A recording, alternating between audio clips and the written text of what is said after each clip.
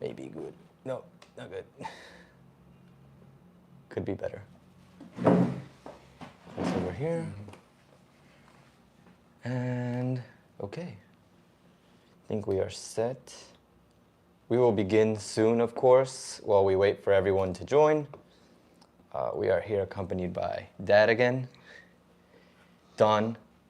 Hola, buenas tardes. Good afternoon. I find it kind of funny that we're matching in colors, white and white. All right. Paz, la paz. Día de paz. We come peaceful. Cívico. We've come in peace. Peace. All right. So we will wait for everyone to join. In the meantime, I guess the best way to start, because one of the things that I wanted to start off with was a shout out to channel members, of course, and the Buy Me a Coffee members, everyone who supports the channel. This includes in Buy Me a Coffee, Jay Jansen, Raylan Givens, William Menzies, Candice, and on YouTube, the channel members Daniel Johnson, Mark Horning, Lisa Thais, Crooks Hideaway, Mark Moran, Bespoke Vocals by Kirk Lawrence, or Mr. Kirk, Rick Joyce, Robert Stewart, Curtis Vandrake, David Hernandez, Magnus, my favorite Swede, Laura Laslett, I don't know if I pronounced that correctly, Matt Crandall, and NZ. So this is a quick shout out just to start off the live stream. Thank you very much to everyone who supports the channel. Of course, you don't have to necessarily become a member. Just by being here, that's a lot of support and we really appreciate it. So today we're going to talk about, of course, the situation with Ecuador, the elections. It was, we actually went and we already voted. We went kind of early, not early, but we went at around like 11. Para votar. 11:30, man. Yeah, 11:30. We went early to, well, I mean, you never know when the people are going to show up. Sometimes some people go really early. Sometimes they go a little bit later. So it's hard to say. But we got there.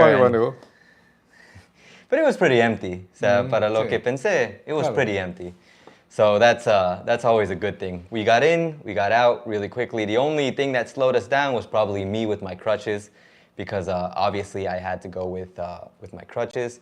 I still feel like this is kind of off balance, or like maybe it's because I just feel like there's more of me and less of Dad. All right, but yeah, we went, we voted, and the good thing was that there was a military presence at the elections. The last time, pregunta mía que no recuerdo, the last time, I don't remember, that's what I'm asking, but the last time we had the elections, February. yeah, but no, I mean like for the president, but there was no military in the... Sí, todo el tiempo. I don't remember the military last time. Ahora hay más. Ahora hay más. Toda la vida los militares respaldan las elecciones. Pero no recuerdo la última vez que estaban ahí. Sí. Like, I don't remember that they were there. Toda la vida ellos son los encargados de movilizar todo lo que es lo que llevan para uno votar las papeletas y las juntas selladas cuando ya se terminan los escrutinios. Ellos son Quizás no estaban focamente en la entrada la última vez, porque yo no estaban me recuerdo adentro. Estaban adentro. Ahora es el control por los problemas que han habido. Okay. So yeah, they have always been there, just this time they were a lot closer to the entrance. I don't remember seeing them last time. That's why for me it was kind of strange.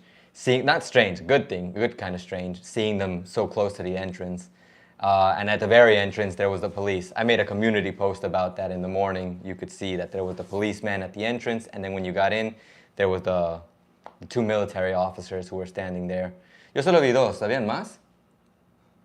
Adentro habían, a ver, 1, 2, 3, 4, uno a la entrada, 5. 5 habían, lo que avancé a ver. Okay. Oh, he saw 5. I only saw 2. But still better than nothing.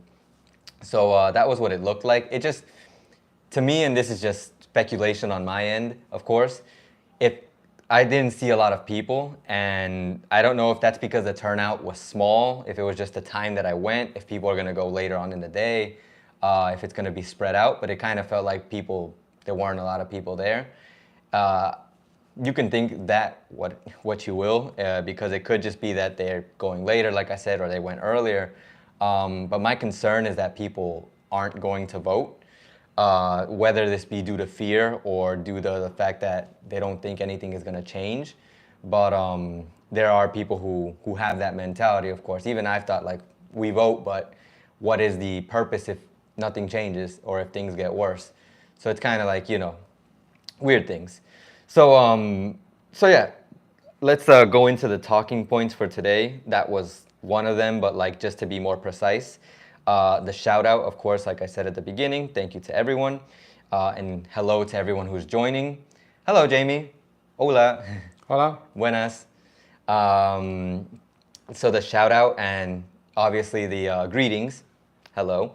We're going to talk about the elections, about a little bit of the things that we actually had a conversation about this on the table. It was like pretty serious, especially this one, I guess the consultation, the survey about Yasuni. That was a pretty interesting one.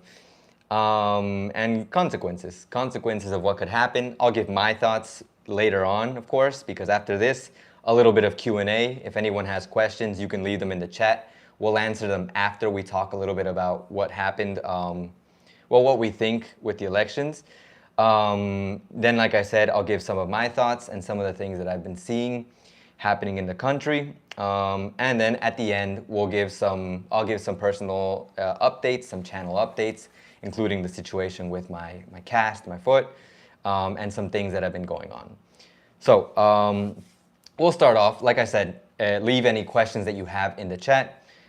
For now, let's begin by talking about the elections. And I guess first I'll start off with my own question. Who do you think is most likely to win? O sea, más probable de ganar. Difícil contestar porque Difficult to answer because cada partido político lanza diciendo nosotros vamos ganando. okay, every political party comes out saying that they're winning. They're like, oh, we're winning. Las compañías encuestadoras acaban de emitir un comunicado que ellos no han referido ningún dato hasta el momento de probabilidades. ¿Okay? Entonces, todo lo que se diga es falso hasta este momento. So a lot of the political parties are coming out and saying that, we're winning, we've got this in the bag. Like, it could just be overconfidence. But with these kind of like surveys that they supposedly have, but according to the official surveys of Ecuador, the official company that does the surveys, they haven't surveyed anyone since like the beginning of August. So anything that any political party is saying that they're winning or that they're gonna win is false, not true. And it could just be, the typical bluff, like, oh, we got this. So that's the thought. En probabilidades de quién pueda ganar,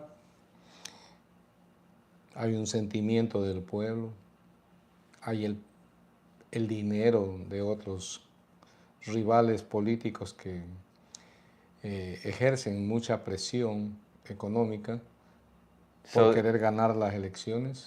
So in regards to who's going to win, there's a certain thought, like how the population, the Ecuadorian population feels.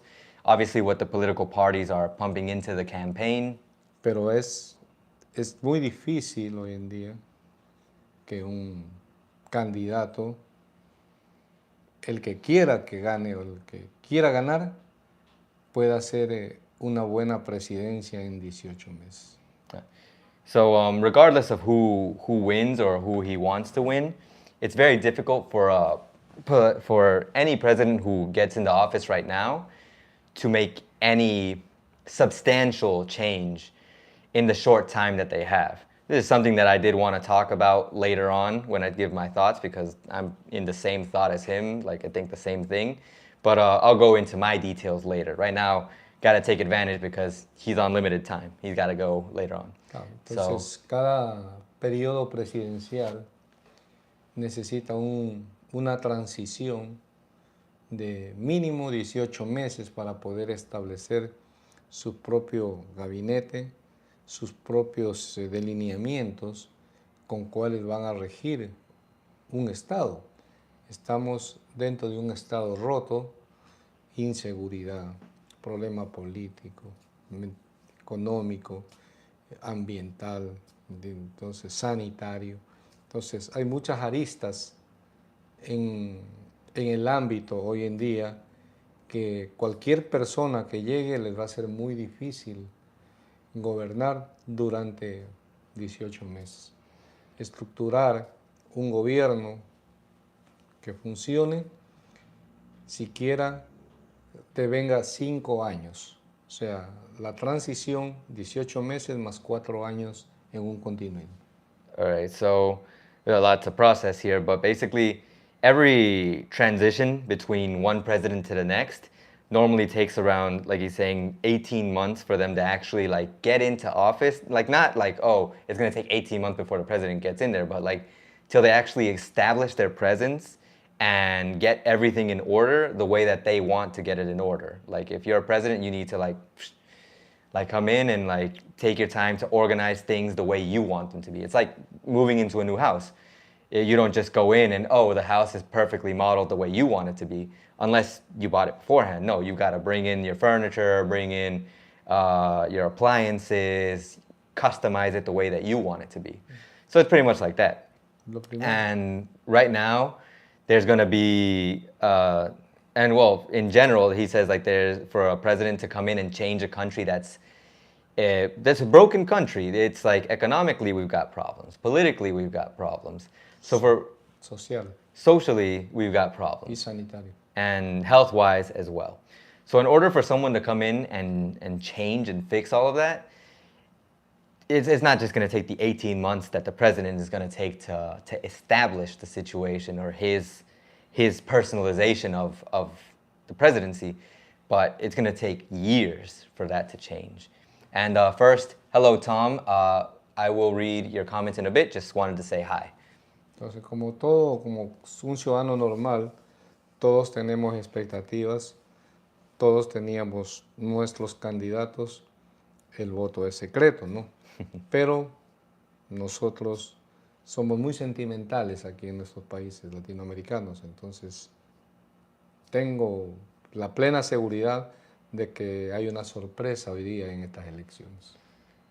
All right, so we all have, our personal opinion, our favorite for who's going to win the election and what the situation is. And like my dad said, and it's kind of funny because I had a student who told me the same thing, the vote is anonymous. It's secret. You don't really have to or are forced to tell anyone. In fact, you could tell them something that's not the case and like just to make them think that that's what you voted for. But in reality, what you vote for is your vote. So whatever you say, doesn't really matter because you know what the reality is. And the situation that he's saying is that the Ecuadorians are very sentimental, and I mean, in my case, I kind of just feel like my feelings are just kind of like, I don't have a lot of faith in what's going to happen next. That's things that I'm going to talk about later on. But he's very sure that there's going to be a surprise waiting for us at the end of this election. Hopefully, the surprise is good. I mean, we can only hope. Todos lo esperamos. We all hope that, but we're just not sure with how things have been and how it looks sometimes. It's just uncertain. Wait, ¿vas acá? No sé si... Okay, good. So yeah, that's the situation. At least some of the thoughts, who we think. We're really saying a specific person or not, because like we said, everyone, the candidates themselves are saying, we've got this. And in reality, there has been no official survey saying that they actually got this. So each political party can manipulate what they want to say. Hello, elite hamsters. Nice name. Buenas. So yeah, moving on, I did want to talk about some of the other things. Going into a little bit of the debate, because this is something that really, at least in the common people's perception, like it really got people thinking and talking about a lot of things. But tú sí viste el debate. Sí. ¿Qué opinaste de cada persona, de cada candidato? What is his opinion about the debate and each person in that debate. En el debate, claro. Bueno, el debate, no hubo tal debate, porque no, el tiempo fue muy limitado y fue muy cortito los momentos en que pudieron ellos hacer intercalación de preguntas y respuestas. O sea, más hubo confrontación que debate. ¿Ok? Y déjame explicar eso, pero primero. Okay, so first, let me say hi to Mark. Hello, Mark Moran. How's it going? Nice to see you here. Also, he's saying that there wasn't really so much of a debate because of how fast the time was. There wasn't enough time for everyone to actually debate because there is a timer, of course. And it was more like, I guess you could say almost like a fight. Casi como una pelea, una confrontación. Okay, ahora sí, continúa. Entonces, los candidatos más se concentraron, unos en promover la seguridad, The candidates mainly focused, some of them, on promoting security. otros en la confrontación Others, the confrontation. de lo que tú hiciste y dejaste de hacer, y otros en lo que nosotros hicimos. Entonces, So some of them of what you did and what you stopped doing. Yo supongo que ese es el caso de Otto. claro, Okay, and then some were talking about things that they already did in the past, like things that are done and gone. pues hubieron candidatos que hicieron una buena presentación y ellos aparentemente, después del debate, superaron las expectativas en la percepción de la gente, pues, ¿no? Subieron en las encuestas. So there were some who actually did a good job, and like what they did that day moved up their popularity in the what you call it, the surveys. They were having elections at the high school across the street from where we're staying. Yeah.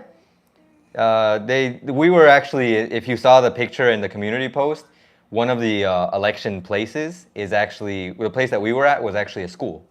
So I don't know if it was noticeable that it was a school, but it was a school.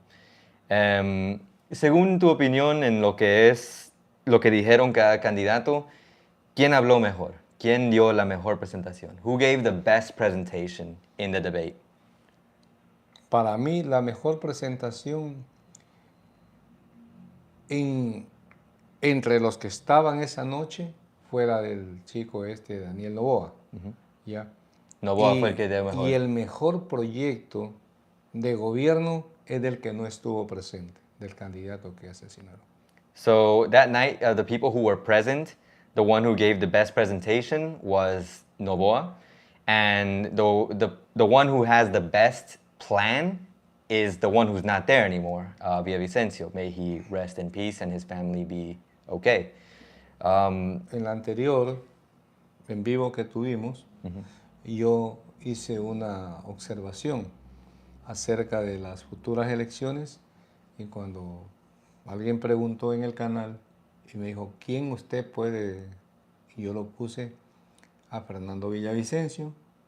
Era un candidato que podía llegar si es que lo dejaban llegar. Yo lo advertí.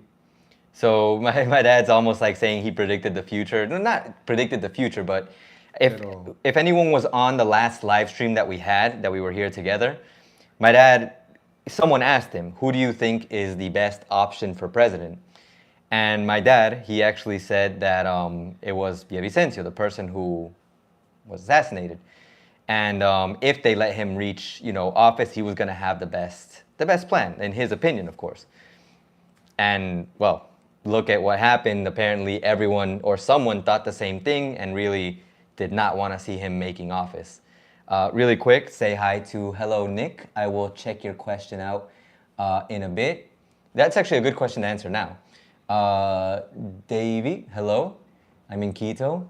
Yeah, crazy stuff. And I got some things to talk about later on as well. So yeah, we got some things to talk about there. De hecho, en reacción a esa pregunta, el último asesinato,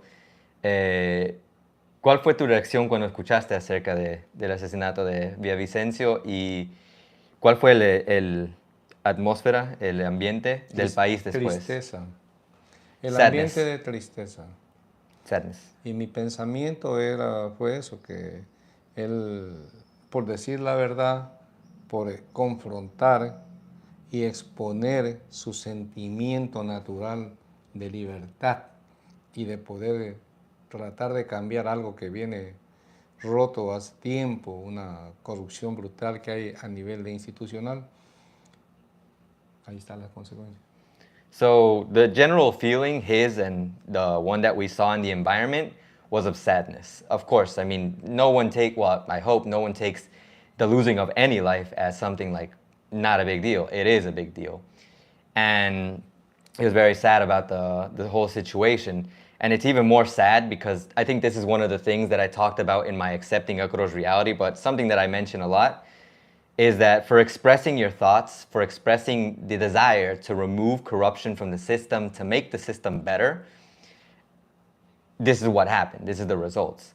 So just as an analysis of what he's saying, it's kind of like it demotivates you. It takes away your motivation to change things, because if you try to change things, if you're the one putting your face out to change things, then something bad could happen. And it's kind of like, it's not fair. I wanted to say hi to Ivuk, hello, and K&M, hello. Most of my friends got out early to vote today. Yeah, that's what, well, my dad, it's kind of weird because that's actually counterproductive. If you go early to try to get your election done, like your vote, then if everyone has the same thought, then it's actually going to be even busier at that time than it is going to be later. But I guess some people get lucky. Like we got lucky, 11:30, and it was nice. Maybe everyone went at 8 a.m. ¿A qué hora se abre para poder votar? 7 de la mañana. Oh yeah, so maybe some people went early, like 7, 8 in the morning. 7 or 5. So everyone just went in and got it done super early. 7 de la mañana, 5 de la tarde. 7 till 5. So at 5 we'll have, 2 horas más. well, we won't have the results, but voting will be done and they'll start getting counted, and we'll probably know who won tomorrow and if there's going to be a second lap, which is what most people, I think, are expecting. Aaron, good afternoon, buenas. Also, I think... Hello, good afternoon, buddy. I saw the comment about voting is mandatory. Yeah, it's mandatory, but some people are actually, I think some people are considering, as you would say here, tragar la multa. They're thinking of actually taking the fine over voting. I wouldn't be surprised, especially with how dangerous things are. That's just personal opinion, of course. Like if I had the choice and if I heard that people were getting, shot in public places, I'd consider it. But I also think something that was true that someone told me, if you don't do anything, then they've won. If we don't do anything, if we don't vote, like anyone, Ecuadorian or not, like if people don't vote in their country, then you're just accepting the reality for what it is, and you're not trying to make a change. So the attempts to scare us off, yes, they're scary, but I think that we have to push through no matter what. We have to vote. And even if the option is there, and it's very tempting because you're afraid of something happening, it's probably better to try to make a change and hope for the best. Not expect it to be the best, but hope for it, because expectations they really hurt when they're not fulfilled. Okay, so that's a bit of the debate talk, a bit of our thoughts on that. Now, really quick, gonna go into some of the comments and questions, then we'll continue with one more thing, the Yasuni situation, which I thought was really interesting, what my dad talked about it. So first, let's see what Tom had to say. Praying that this election shows the will of the people for positive changes, I'm guessing, to take the country back and restore order to Ecuador. Every change starts small and gains momentum, for sure. I actually think that it's very useful to try to promote change, to be different. I hear a lot of talk about people wanting to be the same, but I think that if we're different, and if we show that we're different, even by setting an example in our community, we're making a small change that eventually could be really big. So I think it's a good thing. Mark, you made it to a live stream. Yes, you did, Mark, and thank you very much for being here. Nick, the reaction, yes. Dovi, I'm in Quito. I hope you're enjoying Quito. I saw that your comment about the food. Don't forget to try some of the best dishes over there. Nick, just really quick, ¿tu recomendación de una comida que tiene que alguien probar en Quito? A recommendation of food that someone has to try in Quito? La fritada. Fritada. That's one of my dad's favorite foods. He orders it over here. It's not the same. No es lo mismo acá, pero... No. But it's still, it's a good food in Quito, most of all. La fritada es un plato tradicional. Es un plato tradicional de la sierra, de la parte interandina. Highlands food. All right, so continuing from there, let's see. Cuy. Nick, I can imagine. No. Nick, I can imagine. I'm in the States and was heartbroken to see that floating around the internet. It's crazy stuff, Nick. Evok, good to see you made it. K&M, also good to see you made it. And I hope your friends had the best time voting because it can be stressful, especially with people throwing the little the thing that you use for your, how do you call that? For your card. Like after you vote, they give you this little like paper, and then afterwards you have to get it. I don't know how you would say it. Like you have to put plastic on it, so that way it's like a normal ID, like a cover. Una protección. So people like when you finish voting, like people like throw that in your face, like, hey, we're offering it like 25 cents. My dad said, whoa, I don't want to eat it. So it was pretty funny. And then afterwards, he like one of the kids who were there, like because it's like kids who are like saying that, and then they take you to their parents who are doing that. And then he went over there. One of my friends was actually doing that too, but I wasn't sure she was there, so I didn't tell him to go to where she was. But we went and we did that, and that's something you have to do all the time because they just give you the paper, and that paper is sometimes useful for other things that you have to do in the country. In banks, laminated. That's the word. By the way, hello Laura. Also, hello Lisa. I didn't get a chance to say hi. Lala, hello. And also Doc, hello. Doc Jackie. So yeah, that was the situation. How did I forget the word laminated? This is my frustration with the interaction between my L1, my first language, and L2, my second language. I forget words sometimes. So going on to the comments, Aaron, good afternoon. Buenas again, obviously. I'm glad to see you here. It's been a while since I've seen you on stream. Will be interesting to see how the vibe in the city is since I was there a month ago. It's going to be more interesting tomorrow. Let's just say no matter who wins, sin importar quién gana, no matter who wins, let's just suppose, I don't know, Noboa wins. If Noboa wins, the people who are supporters of Noboa, I don't know if it works the same way in Quito, but they're going to be out on the streets honking their cars like, oh, we won, and celebrating. That's the way it always is. If a candidate wins, you hear their parade outside, like celebrating, we won. And it's, I don't know, I'm not a fan, but I guess it's fine. So yeah, we'll see. You'll see a lot of happiness and a lot of frustration, a lot of comments about, oh no, this person is corrupt. But you know, hard to say. A lot of things. Es gente joven y gente nueva en política. Cuenca was the best city in Ecuador and most safe place compared with Quito. Yes, Cuenca. That's why I always recommend Cuenca, Mindo, Baños, Galapagos, of course. Those are the safest places you can think of. Loja. I want hornado, but I am in Manta. Jamie, you can actually order hornado anywhere, I think. It's just not the same. I mean, you could try it there. But bueno. But ¿Y dice el cuy? No, he's looking for cuy, but no. But you're never gonna find it. That's what I talked about in my food facts video, the things that you might not know about food here in Ecuador. And in reality, like you can find the food all over the country. And I know I had a feeling someone was gonna say, no, but you can find this here and there. Cuy también. But the thing is, it's never the same. Like I keep saying, for me, it's encebollado. I love el cuy. He loves cuy. To me, it's a scary animal on a stick. But it's never going to be the same. Food in one place is not going to be the same as it is in another place. How many candidates are left? ¿Cuáles son los candidatos que están ahorita? ¿Está Luisa? Empecemos por Yacu Pérez. Okay, so we have the candidates. Yacu Pérez. Daniel Noboa. Luisa Martínez. Martínez. Sí. Está Otto Sonnenjoyner. Otto with the weird, super hard to pronounce last name. I'm sorry, Otto, if you ever see this. Javier Herbas. Javier Herbas. Y Jan Topic. Jan Topic. y el otro Bolívar Armijos, que quedaron 7. En Eran Bolívar 8 con Armijos. Villavicencio. Entonces ahorita está Cristian Zurita en reemplazo de Villavicencio.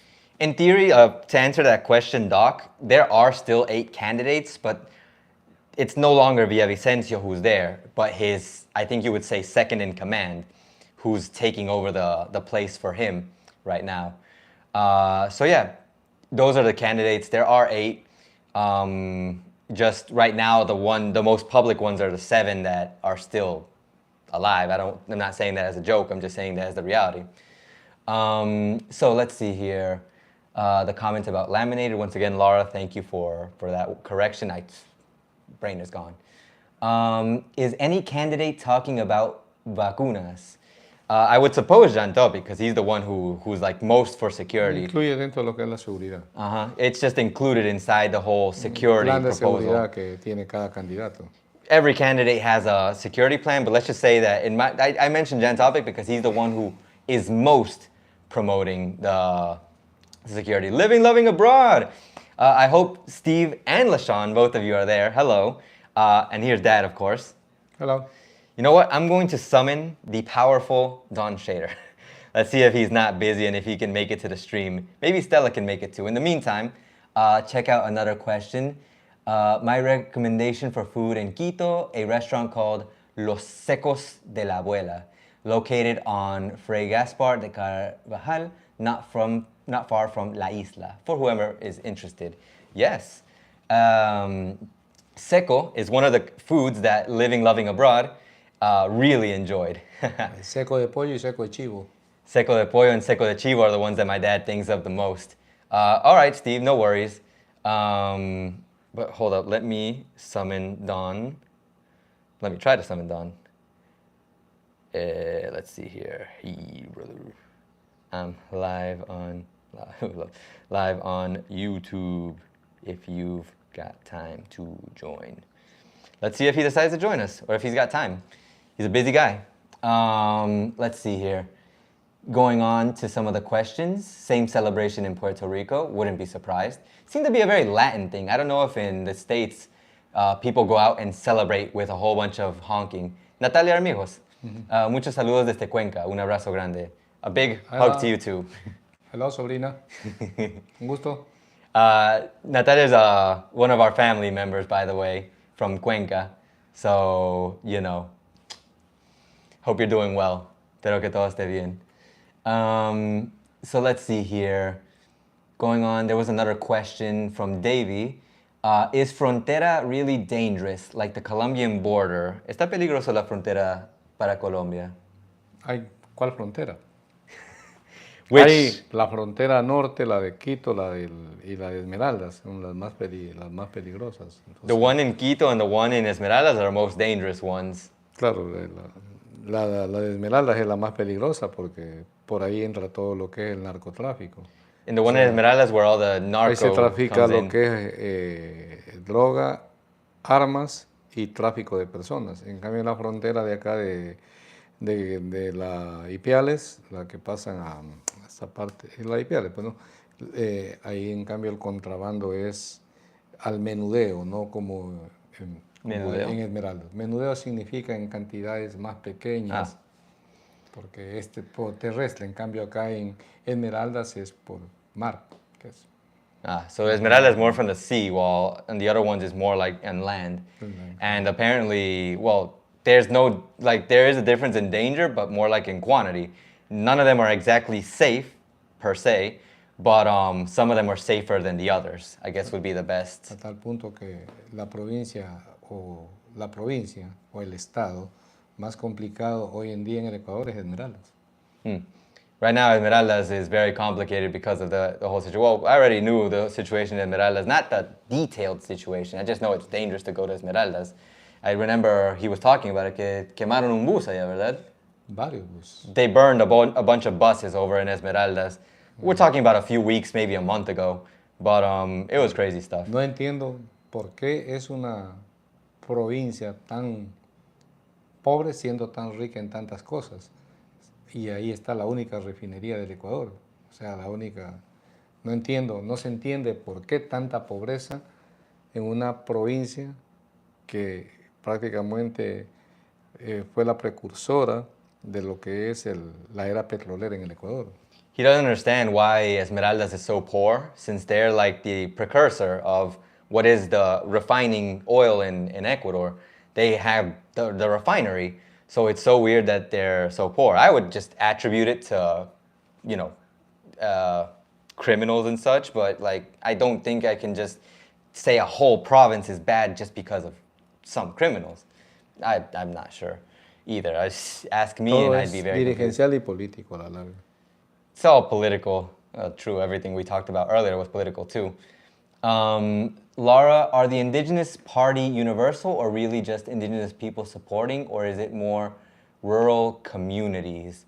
A ver, ¿el partido político indígena es universal o es solo personas indígenas que lo apoyan o solo una comunidad más rural? Comunidad rural. Rural community. Lógicamente, últimamente ha habido mucha infiltración por conveniencias, pues, ¿no? Entonces, prácticamente Pachacuti, que es lo que representan al partido indígena, ya se politizó.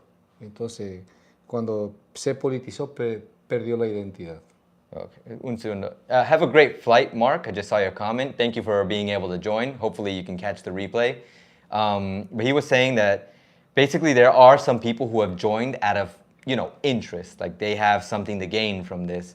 And among that, I think, was the Pachacutic that he mentioned right now. That has pretty much become that kind of situation. So it's more rural, but obviously people of interest are going to join for interest. No conozco un dirigente indígena He doesn't know of any que indigenous director que pelee por los derechos de los indígenas, that fights for the indigenous que hoy rights en día no sea millonario. that isn't a millionaire. Wow. ¿No se entiende? I wouldn't be able to understand it either. So I got a message from Don. He's delivering food for the Bradburys, and he'll be home in a few minutes. So he'll probably join us in a bit. For anyone who doesn't know, I left it in my description, but Mark Bradbury, he's a friend. My dad got to meet him when he came over here and we ate in Dulce Cremoso. Don treated us to a meal. And Mark is right now going through some surgery. He got his kidney removed. He had this problem in Solca. He got really, really sick. And he's doing better. I saw pictures and he's doing better. I saw a picture of him smiling, was super happy. And a lot of people have donated to help him out because he's the one who pretty much like supports the family. And he's not like breaking bank. So the help from everyone was a lot, like really, really good, like amazingly good, like me surprised good, which is great because now he has one less problem to worry about. Now all he has to worry about is just making it through this situation and being good with his health because he's a great guy. He's the founder of the Manta Friends group on Facebook. I should have left the link to that. I'll probably add that in later. And he also created this other group of Tall Tales because he likes to tell short stories. But he's a great guy, and I just hope he pulls through. He has a daughter, so she's a little baby, and we really don't want her to not have her dad, of course. The baby is just so friendly. I have not had the pleasure of meeting his daughter. I've seen the pictures, and I can see how happy he is having his daughter, so it's like, of course. I just don't want anything bad to happen to them. So thank you to everyone who has supported him. And if you want to, you can check out Don's video later. It's in the link in the description of this video. But anyways, going back to the situation. Let's see here. So yeah, no problem, Laura. If you want more details, we can keep talking about that maybe in a bit. He said some things and it's kind of hard for me to sometimes explain it, like if he doesn't pause. I'm not the best interpreter if you go with too much text, but I do my best. Let's see here. Magnus, hello, a little late. Our favorite Swede is here. Don't say, by the way, I wanted to ask you, Magnus, is it bad to say or to say Swede. Like I don't know if like that's the bad way to mention people from Sweden. Like I honestly I'm not sure. Like I really don't want to cause any conflicts. I just wanted to make sure I said it correctly. So going back to the comments, and I'm glad you made it, of course. Depends on the election, Jamie Nine, but there are some. Talking about the celebrations in the streets. Okay. There are some people who I feel like would go out of control, out of hand. Hasta ahorita todos han ganado. Up till now, right now, everyone thinks they've won. So right now, everyone is celebrating. But anyways, let's see here. Living, loving abroad. I'm sure you already mentioned, so I apologize. But who do you think will win today? Who do I think will win? I think right now it's very much a fight between. I think it's a fight between Jan Topic and Luisa. Después del debate se dividió mucho. O sea, bajó, la que estaba en primer lugar bajó bastante porque no tuvo una buena comunicación en el debate, buenas respuestas, ¿okay? No tuvo unas... entonces eso le hizo que la gente no le crea, ¿okay? Entonces hubieron candidatos que hicieron propuestas creíbles y eso hizo que la votación hoy en día esté muy equiparada para mi concepto, ¿no? So from my dad's concept, from his opinion, from his point of view, from what he was able to see from the debate, like before going into the debate, it was very clear that there was someone who was way above everyone else. Super, super higher above. Is there a link to the debate? I will look for that for you because I'm pretty sure there is. I can definitely find you a bunch of memes. People are laughing their butts off with that debate. But there was like a big distinction of who was winning and who was not winning. I won't say losing because you never know. But what happened is that that one of the person who was up front, who was like winning before the debate, they had a terrible argument in the debate. And basically they just kept saying things that were kind of like incoherent and didn't make sense for that moment and the questions that were being asked. Yes. And that dropped their perception in the public's eye because they were like, oh, this person doesn't know what they're doing. On the other hand, the other people who were campaigning, the other candidates, they were actually giving good answers. So their opinion kind of rose. And this has kind of created like a kind of balance in the results and like what people think. Now there's not just one overpowered candidate who has all the people's votes, but now there's like kind of a mix. Some people have it and others not so much, but they're still much higher than they were before the debate. Ningún proceso es igual a otro, porque vivir del pasado, pasaron generación y media. Del 2008 al 2023 pasaron 15 años, es una generación y media. ¿Qué significa? Que jóvenes hoy en día que votan nacieron en el 2008, tienen 15, 16, o los que nacieron en el 2005, 2006, ellos votan hoy en día. Entonces, cuando tú eres niño, tú no tienes percepción de una realidad, pero hoy en día, con criterio, ya la persona vota. O sea, esos jóvenes que eran niños, que vivieron una etapa sin entenderla, hoy en día son votantes. Y ahí es donde está la mayoría de los votos hoy en día en la juventud. That makes a lot of sense. So right now, there's a whole, like, the person who was talking about the past, like past, the situation that were in the things that happened in the past, it was like, it makes sense for people who know about that, for people who lived through it and people who saw it happen. But right now, we're talking about that there are people who were born in 2005, 2006, around there, who are now eligible to vote. And they don't know anything about that. And it's a large part of the population, of course, who is now joining in to vote. So a lot of the things that were said by this person who was, I think we all know if we've heard about the campaign, about the debate, who it is. They were talking about things of the past, and they were answering that question, why were her answers incoherent? Because she was asked a specific question about a specific thing, and the response was just, we've done it before. We've done it before. Like something similar to that context was always her answer. Instead of answering the question with a clear plan and structure of what they were gonna do. Because when you just say we've done it before, it kind of just feels like you're latching on to what happened in the past and hoping that that will drive you towards victory. And that's not the way things happen. That's not the way things work. You can't just latch on to past glory. We've heard this expression, I think, in various situations in life. Hace 15 años no había celular con cámara. Hoy en día hay celular con cámara. Entonces, todo eso cambió. O sea, son cambios generacionales que hace que los jóvenes hoy en día tengan otra perspectiva, no del pasado, sino del presente que se está viviendo. So now, just to put an example, like my dad said, like now there are cell phones with cameras. So there's just a whole different society that's living now than they were in the year, let's just say 2008, when was around the time that Correa had his presidency. Well, I guess that Cuando empezó un proyecto. when he started his plan, his project. So it's like now things have clearly changed in a big way. So people are seeing that. And I mean, adding into what he said, like with the cell phones and the internet, there's a lot more to see around the world. People are now more connected than ever, and they're not just gonna be satisfied with just enough. People want more.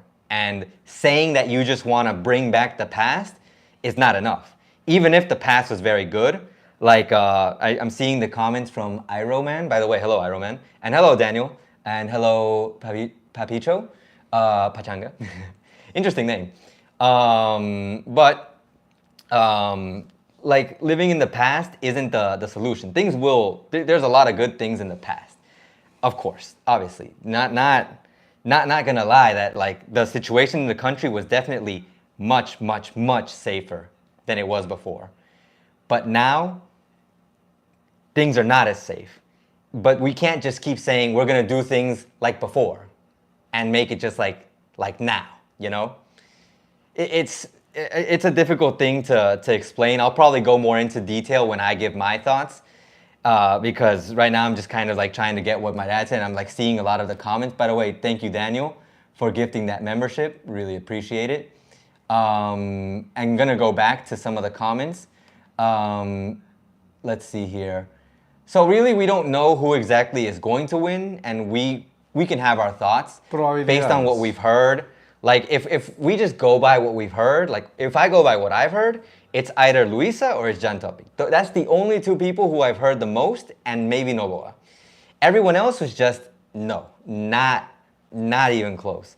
They even take this man Armijos as a joke. Like Ya él no tiene probabilidad. yeah, like he has no chance. Like literally, I saw this analysis that someone made of each candidate. Analysis, and when it came to Armijos, XD, just like laughing because there's no chance. Laura, I was just curious. Okay, Laura. Doc, like I said, I'll get you that link. Tenemos saludos desde Chicago, de parte de Papicho. Saludos. Hello. Buenas. And yes, my podcast channel is actually my YouTube channel, but like there's a separate podcast section if you check. Let me see if I can get the link to that because I do have some podcast episodes on here. I'm hoping to be able to move my podcast from YouTube to a different site. I'm just not very good at managing so many things, to be honest. I wish I could, but nope, that's not gonna work. Not like that. No, close that down. Yeah, I can't get the link. I don't know how to get the link. Oh wait, no, I can just go here. Copy. Let's see here. I'm gonna paste the link to the podcast here. It's on my about section of not my about. It's on my YouTube channel. There's a section that says podcast, but there it is. So yeah, is there cuy in your town? Yo no he visto cuy aquí. Aquí en Puerto Viejo no. Ahí es en la sierra. It's in the highlands. En la región interandina. Loja, Quito, Cuenca, Ambato. Son las ciudades que más promueven el consumo de estos cuisitos, ¿no? So, the places that you just mentioned were the places that you can eat this furry little animal, the cuy. Daniel, hello. I misread your time the other day. It's okay. I always try to like make like another announcement on my community tab. But sometimes everyone doesn't get that notification, so it's a hard thing for everyone to get. Let's see here, living, loving abroad. Oh, so she was trained by U.S. politicians, maybe. I don't know, hard to say. I keep hearing that there's this big behind-the-scenes conspiracy that the United States is kind of like manipulating our system, like the system here in Ecuador, to make it the way that they want it to make it. So I'm not sure. Hello, Kat. Daniel's viewpoint, did any of them actually have a new plan? Había alguien que tuvo un nuevo plan para lo que, o sea, de los candidatos, hubo alguien que tuvo un nuevo plan para su, o sea, su propuesta, digamos. Eso es lo que yo lo promulgué Ah, en Villavicencio. Villavicencio. Era el Villavicencio. mejor proyecto de gobierno que yo Pero lo era el pude- único que era nuevo y distinto que los demás. O sea, tenía cosas diferentes a de los demás, sí, muy, muy diferentes. So Villavicencio, the one person who's no longer here for this. Y Sir, la persona que lo está reemplazando, Cristian Zurita, ellos van a tratar de mantener el plan de gobierno, ¿ok? que él se estableció, no por él, sino por el grupo que decidió participar en esta elección. So the person who's taking over, which is Zurita, is going to try to keep up with the plan that Villavicencio had. And that was apparently the best plan. And Kat, no worries. As for your question about the polls closing, they close at 5. My dad mentioned that earlier. They started at 7.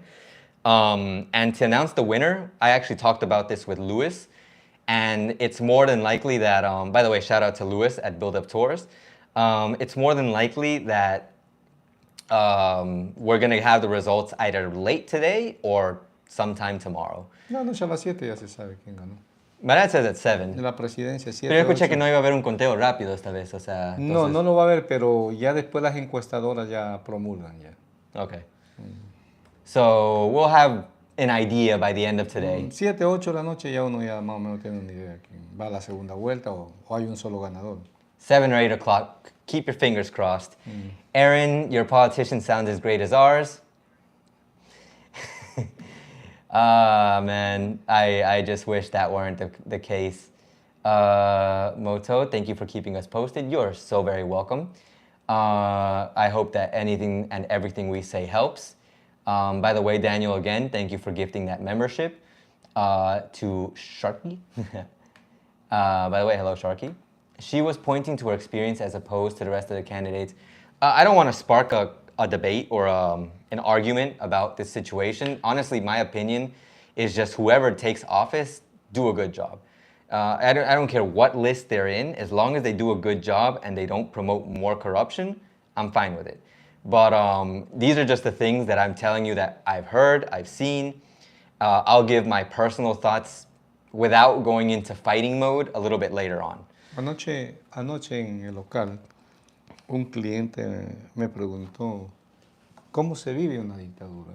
So my dad, last night in his business, he had a client, a customer, ask him, how do you live through a dictatorship? Or what's it like? Okay. Porque mucha gente está cansada de estos políticos que no hacen más que llegar, enriquecerse y que todo siga igual. Because a lot of these politicians who join, they don't do anything more than just take the office, get rich, and make things worse. Este ingeniero que me preguntó, él trabaja para el Estado. So this engineer who asked him, he works for the state. Él me preguntó a mí, me dice, ¿cómo se vive una dictadura? ¿Por qué usted cree que con una dictadura sí se puede reducir el tamaño del gasto del Estado? O sea, en la sección pública, ¿cómo se pueden reducir los gastos? So he asked the guy, the engineer, the person working for the state, asked him, why do you think a dictatorship will cut spending and and you basically fix the situation of the country a bit? Porque los militares, Because the military, un coronel, un mayor, un teniente, ellos ya tienen un sueldo preestablecido. because all of these people, the military people, already have a pre-established salary. Entonces, si a ellos lo mandan a dirigir, por decir, coronel, vamos a decir un nombre cualquiera, Aguilar, ¿ok? Vaya usted dirija a Guayaquil como gobernador, ella viene con un sueldo que ya lo tiene de un militar y ya no necesita el presidente poner un gobernador con toda la mancuerna de pillos que llevan para que ayuden a dirigir esa ciudad. O sea, no tiene un beneficio aparte. No es lo que tiene, exacto, ya van, y ellos ya That's a van good con point. sus... eso yo anoche le expliqué a él. ¿Por qué me dice, por qué usted me dijo que sí se puede reducir el tamaño del Estado? Porque ya ellos tienen su sueldo, es simple. So basically, and that does make sense. So a dictatorship would work, and I'm air quoting it because like we don't know what could really happen, but this is a possibility, and it makes sense. That right now, when you have we have a mayor, we have someone in government taking over the position. Um, that person comes in with interests. They come in thinking, oh, I'm gonna have, I'm gonna get my salary, I'm gonna get money, I'm gonna be able to hire whoever I want, my friends, my family, and he gets to put he or she gets to put whoever they want into power Compromiso se llama and eso. give them money. Tienen And mucho compromiso. they have a lot of commitments, I guess. But if you have a dictatorship, the dictator would send someone, a military officer, who already has their pre-established salary, not going to change, send them to take over, like, not to take over, but to be the mayor or the governor of this place. Alcalde, and they already político, todo lo que any rige position, una any autoridad. position, they already have someone for that, and they already have their salary. So there's no external kind of incentive for them to join, to be in this. So it's like they're not gaining more by doing it. They're still gaining the same thing.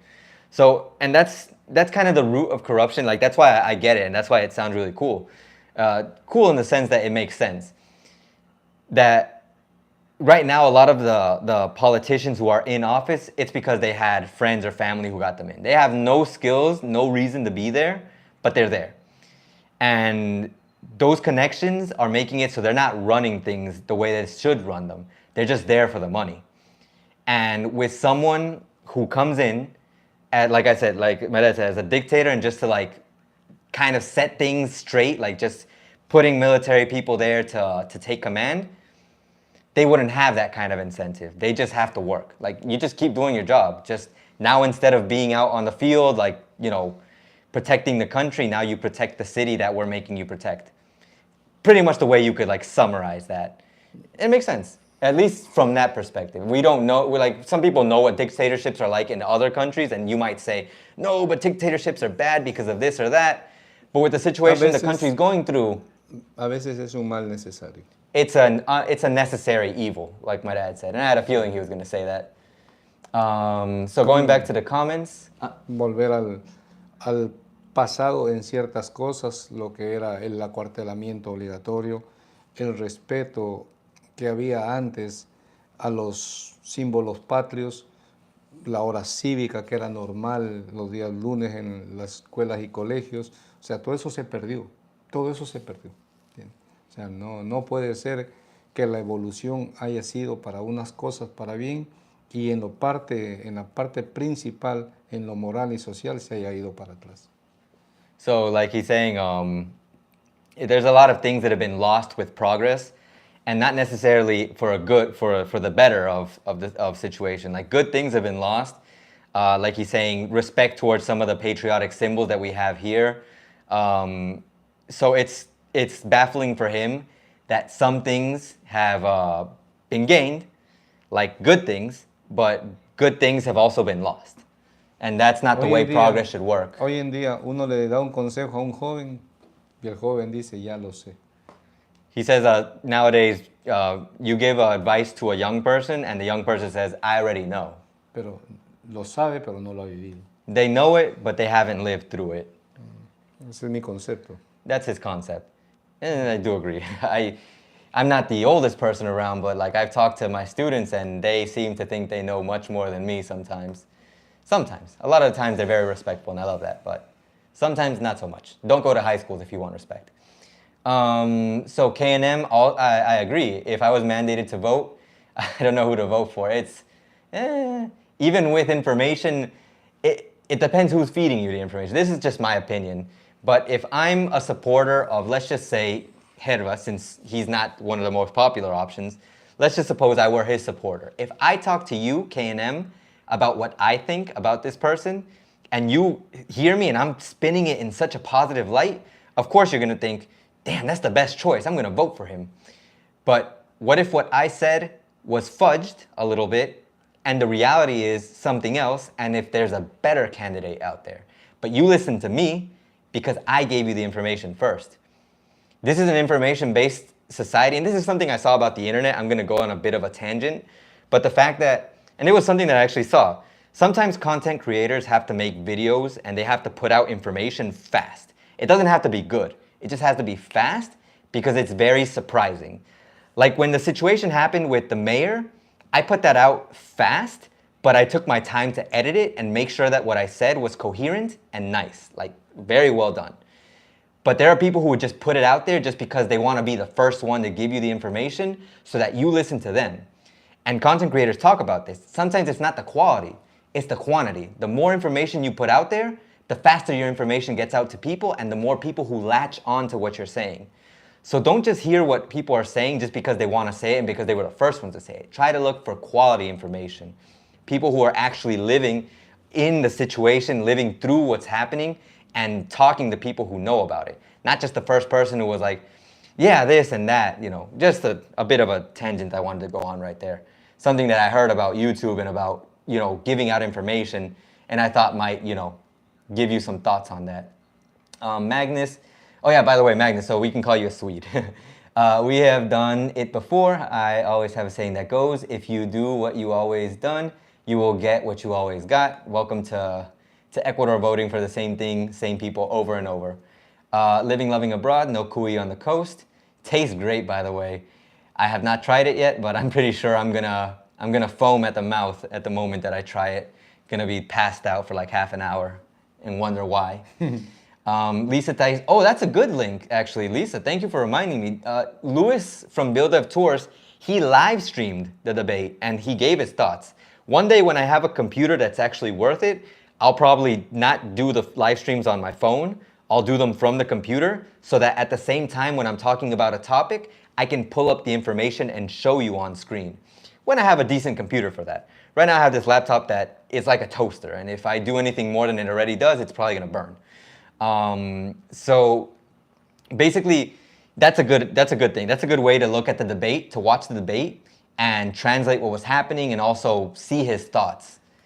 Doc, gotta love these conspiracies. I'm telling you, you haven't lived in Ecuador until you've heard a good old Korea is coming back conspiracy.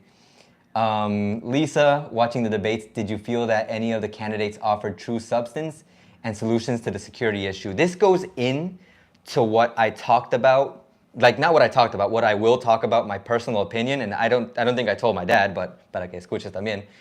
I don't have any faith in any of the candidates because that's just the way that we've been programmed here to not have faith in these people because they come in promising the world. They'll promise you rainbows and pots of gold, butterflies, the world is gonna be at peace again, and then afterwards they rob the country, they do the most minimum effort thing that people might celebrate, people still somehow support them, and then they leave. And in worst case scenario, they flee the country. So it just doesn't make sense. Like whoever you vote for, there's so many things behind that person. Like each candidate, I think, the majority, if not at least 75%, which is still the majority, has something that someone will mention, some kind of fact of the past. I think I mentioned this in a post that I made. I don't remember if it was a YouTube member post or if it was just a general post. I think it was in the memes. That topic owes some money to the IRS or something. Creo que John Topic le plata al SRI. This man, Otto, he abandoned the country when we were in COVID. He was the vice president for some time. I don't know if he couldn't handle it anymore, but he left. I don't know. I'm not saying he couldn't. I'm saying I don't know because someone's going to take this out of context and say, Ace just said that Otto didn't want to. No, I said I don't know, but people are saying that he just couldn't handle it anymore and he left. Then there's the situation with Luisa, who is basically the copy and paste of Correa. He's not even copy and paste. Everyone's saying that no matter if she takes the office, it's not her who's governing the country. It's Correa behind the scenes. So the only person who doesn't have that kind of weird background is Noboa, Noboa. because he's just a millionaire here in the country. He's filthy rich. Family millionaire. He has family here who's got money. So if he comes into power, he's not looking to gain anything that he doesn't already have. He's just going to have the title of president, which I kind of feel like is the same reason maybe Lasso joined presidency, because he wanted to have the title of president. But who knows?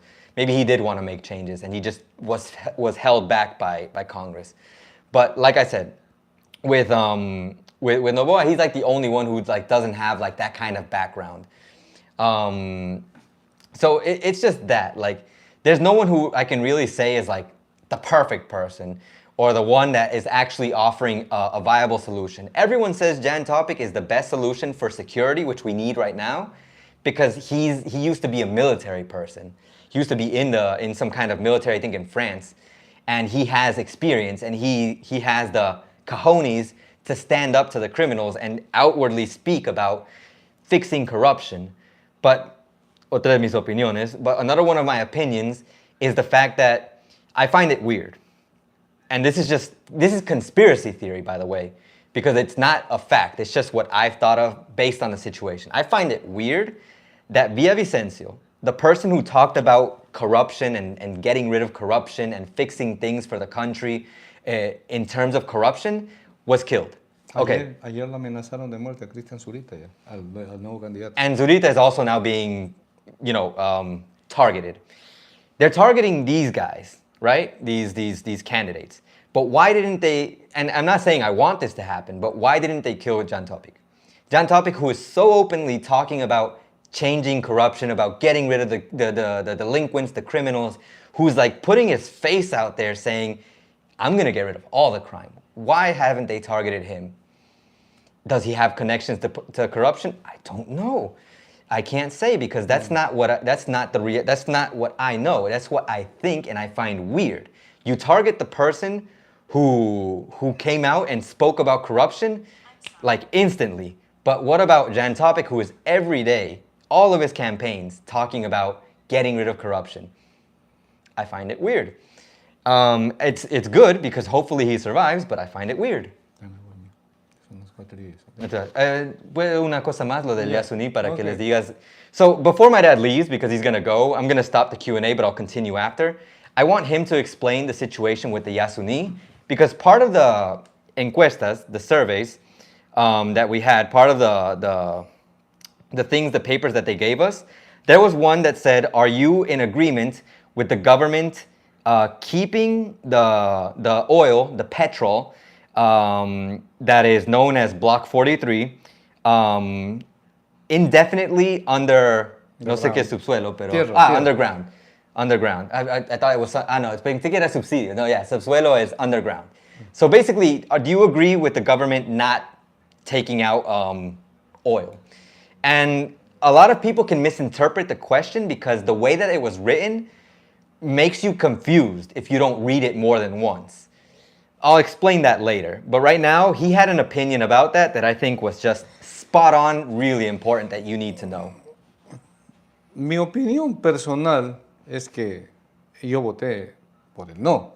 He voted for no. ¿Por qué voté por el no? Porque las consecuencias que generan la no explotación van a ser muy visibles. El encarecimiento más de la vida.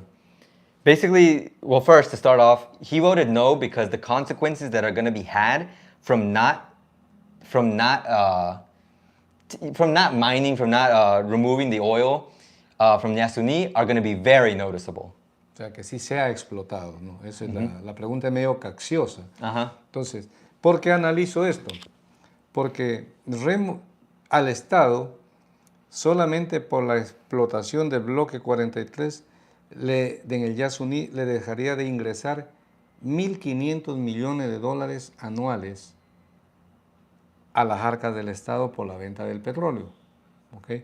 So just because, like, if you stop mining the oil from Yasuní, there's going to be an income, there's going to be money that's coming into the country that's no longer going to come in. And that's around the value of 115 million, Entonces, I guess. Un gobierno aquí en el Ecuador es de 4 años. 4 años el gobierno dejaría de ingresarle 6.000 millones de dólares.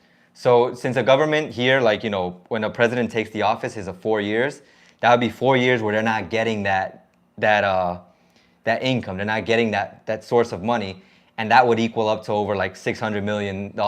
Entonces, eso lo explicó el candidato Otto Sonnenhöhner, que dice, entre eliminar la productividad de este pozo y remover lo que ya está establecido para la producción, le costaría al Estado solo en remover 5.000 millones de dólares más. O sea, es prácticamente 11.000 millones de dólares en egresos para el Estado que no vamos a disponer para los próximos 6 años. So just to clarify, that was billions, by the way, 150 billion, but just by removing what he's saying right now, like Otto was the president who not the president, the candidate who brought this into light. The fact that, first of all, the gain, the income that's coming in from having this exploitation of these refineries, of this oil from Yasuni, Pozo se llama, pozo petrolero. just by having it, like just by removing it, first of all, like you stop getting that income. Then removing the actual refinery is going to cost $5 billion. So that's a large amount of money. Claro. Entonces, después, ¿qué va a suceder? So what's going to happen next? El Estado va a decir, ok, se acabaron los subsidios. So the state is going to say the subsidios. Un subsidio es lo que como que El Estado cubre cierta parte del consumo de lo que es el gas y de lo que es el petróleo y la supongo que gasolina. subsidy también en inglés. Subsidy, sí. So the subsidy from the state is going to be eliminated. Elimine. ¿Por qué? Entonces, un galón de gasolina que hoy en día vale $3 con 40, $3.25, hay 3 tipos de gasolina, la otra vale 4 y pico, ya no va a costar eso, va a costar 3, 4 veces más de lo que es el costo actual.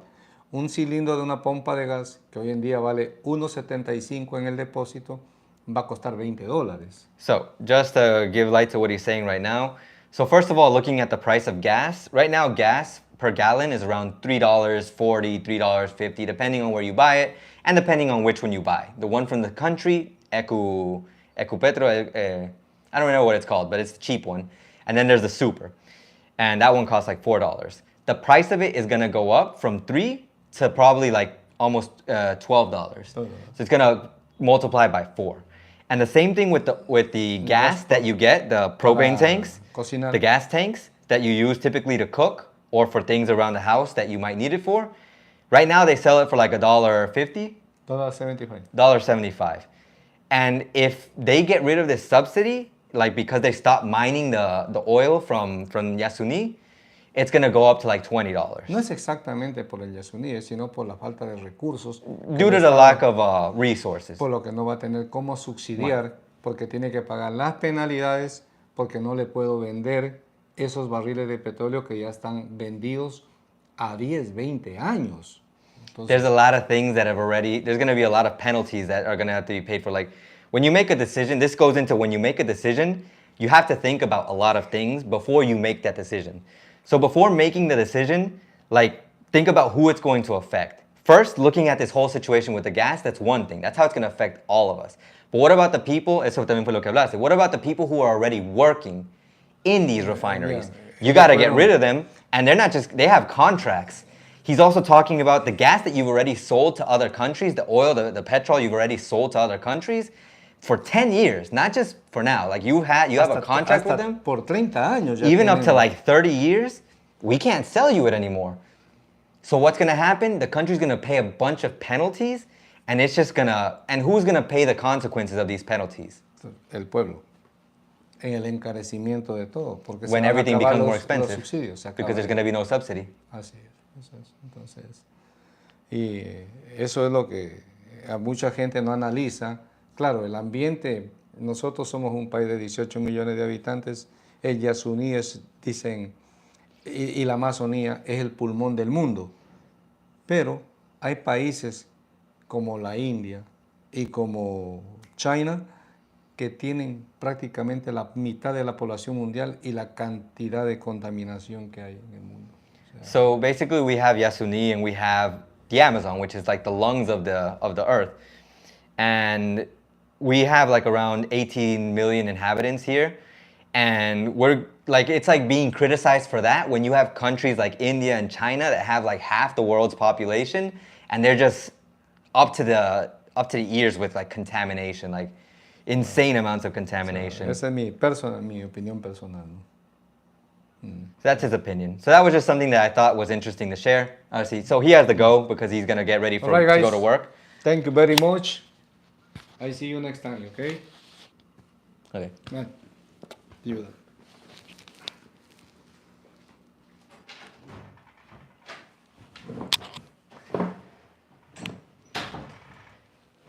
Okay.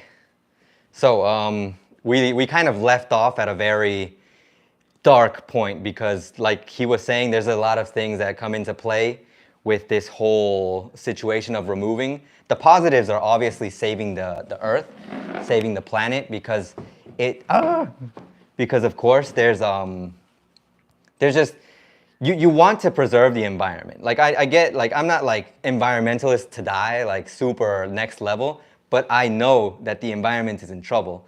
And that's why whenever I go out, the trash that I have, like if I eat something, I'll stick it in my pocket. I won't throw it out on the street. I try to conserve water. I try to conserve electricity, of course. I do my part, even if it's tiny, but I try to do my part. And I think that's what we all try to do. And some people might not try to do it because they think it's not a big difference, but little by little, small efforts do combine and they do make a difference. If you've noticed around the world how climate is affecting the world, I'm going to sound like an environmentalist, which is not a bad thing. It's just, I know a lot of people might think, like, we're not here to talk about that. But it's important because there's a lot of things that need to be done in the world. And people are just thinking that my effort is not enough to change these things. But think about it. We had a point in this year where if we would have changed, like, and obviously drastically, we wouldn't be where we're at now. Where are we at now? We have places like Canada that's burning, that has like trees on fire. There was the day that over in New York, I think it was, the skies were just filled with like, I'll call it toxic gas, even if it wasn't toxic, because the air was just polluted next level. Over here, the heat it's not as bad as Florida, because I used to live in Florida. I know Florida's hot. And it's hot over here. It is hot over here. And I could only imagine how it would, like, if it gets worse, it's gonna be unbearable. If I didn't have that, the air conditioner, I'd be suffocating in here because I'm just a naturally warm person. Warm because I feel the body heat coming out like of my cells, like of my pores. Like, it's frustrating. And we're doing this damage to the environment by not putting in our part. Our part is just doing what we can to make things better, little by little. This is kind of what I talked about in decentralizing. Like, we have to worry about not just ourselves, but about everyone else. Our families, of course, are very important. So are our friends. But the world itself is important, and we have to take that into consideration. Anyways, that was my tangent. Going back into this situation, there's a lot of people that are going to be affected if this whole Yasuni project goes through. There's going to be people who are going to lose their jobs. The country who's going to have to pay those people who lost their jobs, because I'm guessing they're going to have a fine for firing them just so randomly, unless they just say, oh, it was the people's choice, so we can't get fined for this. I don't know. The government puts up excuses that are weird sometimes. Not just this one, but every government. Then the penalties that we're going to have to pay to other countries, and so many other, consequences that we're going to face just because we wanted to protect the environment, which is still important. We have to protect the environment, but why do only we have to protect it? Like my dad said, India and China combined are like half the world's population. Get them to do something to change the environment as well, because we're doing our part. At least I individually know I'm doing my part, and we're trying to maintain the Yasuni, but like we're the poor country here. Why not put that weight on one of the richer countries? Not India, because I know India has its own economic situation as well, if I remember correctly. But China, come on. Anyways, I went on too much of a rant. Daniel, I heard Lasso asked the US FBI to help with getting the cartels under control. Yes, he did, but that's also a part of Jan Topics because I was investigating a lot about this. He's also trying to ask I think it's the CIA, for help in getting, not just that, but getting Correa to come back to the country and serve his crime, his sentence. But everyone's tried the same thing and none of them have been able to come through with it. Am I Correísta or anti-Correísta? I don't care either way because I just want someone, like I said before, I want someone who's gonna come into this country and do things that are gonna make the country better. It could be any list, any list. As long as they do things better, that's what matters. Hello, Sebastian, by the way. Buenas. I didn't get to say hi. That's not true. The FBI is assisting Fiscalia investigate. That. So it wasn't the CIA, it wasn't the FBI. The CIA is the one that's helping for Correa. Well, anyways. Are you guys expecting any riots? I'm just waiting till everyone gets to the breaking point where they actually do riot, which I think at this point is necessary. Only because I think if there is no riot, it's like people don't care. And at the same time, I don't want there to be a riot because when there's a riot, us who have small businesses, we suffer. The people who have small businesses, they suffer because everything goes up in price, there are problems. It's like when you try to solve something, everything gets worse. So no one wants to do anything about it and they just become what we call here conformista. They're like okay with whatever. And I'm not okay with whatever, but I'm also not okay with things getting worse. In addition, that wouldn't be the FBI's responsibility, most likely DEA and Southcom. You guys should listen to Sebastian. Riot, do you mean a major paro? Yes, I'm thinking of paro, riot, someone attacking the government, someone attacking the places. The thing is when there's the paro, it's because people attack these big places like the Centro Histórico of Quito. Like I can already see it happening if people get fed up. It will be a tough job for anyone. I agree, Ironman. That's why I said it doesn't matter which candidate comes into power. If they try to do a good job, I'm doubtful they will do a good job because there's just no time to do it. Lisa, a bit of lightness. Ask your dad to vote on white, brown, or red onions for encebollado. I'll have to ask him that later. Aaron, maybe time to Bukele up. People want that. At this point, like, before it was like down here. Like, people were like, no, we need to just do things better.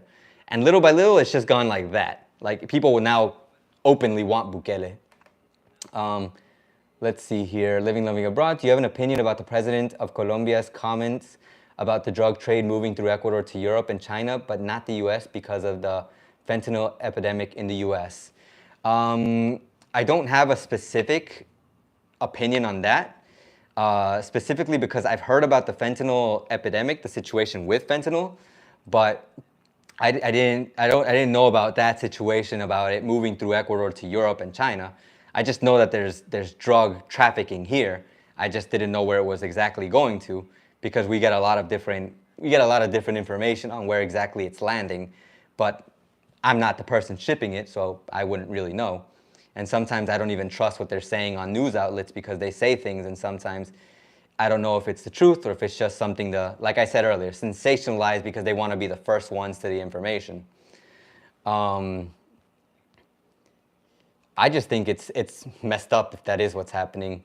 Like we're just being used as a means to get drugs through Ecuador and it's not going through another country just because, but it shouldn't have to go through any country, to be honest. Just from the beginning, I think it's a messed up situation. Is the legalization of drugs a good thing? I'd have my doubts here because drugs do seem to cause a lot of problems for some people, but not problems for other people. And that comes to how well you manage to use them. And unfortunately, I can't say there's ever been a class where people are taught how to use drugs. On the contrary, people are taught not to use drugs. And when you tell a child no, they end up doing it for some reason. That's just a joke I'm making right now. It is a reality, but it's a joke in the sense that, like, I don't know why people search for drugs. I guess sadness does things. Let me see here. Thanks for the clarification. I wouldn't oppose a dictatorship if they brought law and order. If I was living in even the U.S., no problem. Jamie, no disrespect, but people can pay the dictator for positions of power. You are right, Jamie. That's why I don't think there's a universal solution. Even Aaron says dictator. We have one in Canada. I didn't know that. I thought it was just the president, or maybe he's like a dictator. But I don't know what the solution is.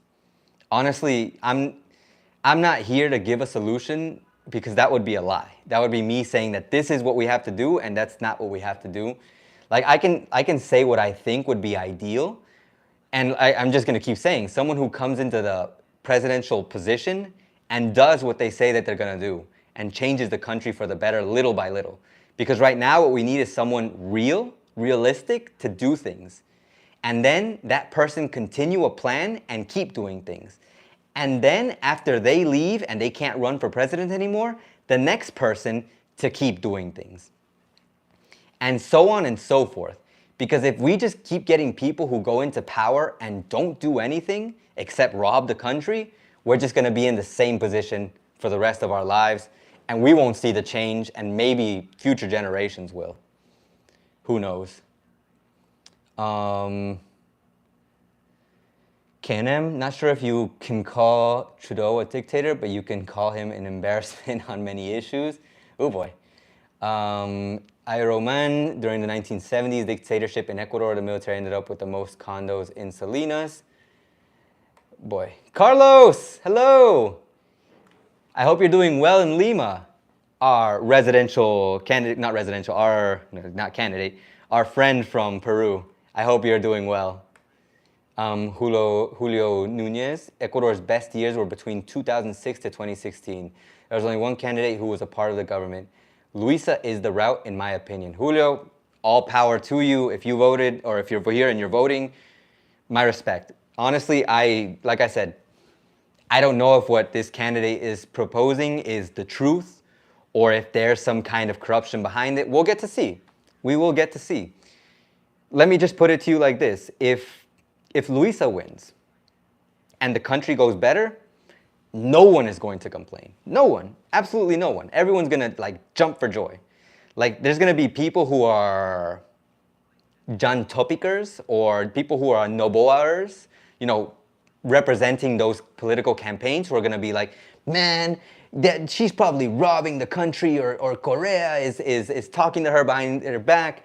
No, not talking to her behind her back. He's probably giving her the orders, or, oh, she's probably linked with some cartel. And all of these things could be true. But what are people going to see? They're going to see the improvements in the country. And if people see the improvements in the country, that's all they care.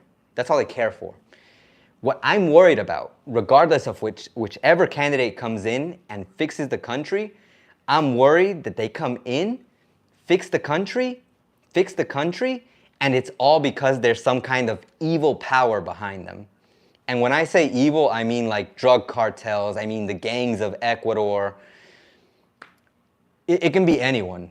It can even be the United States. Like backing all their decisions and telling them what to do and turning Ecuador into USA 2.0, Ecuador into China 2.0, because that's probably the most likely thing that's happening, if it's happening. Because who is our biggest investors here? Who were our biggest investors in the time that Ecuador was at its safest? It's China.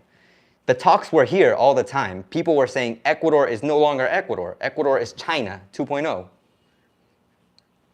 And I don't know. I really don't know.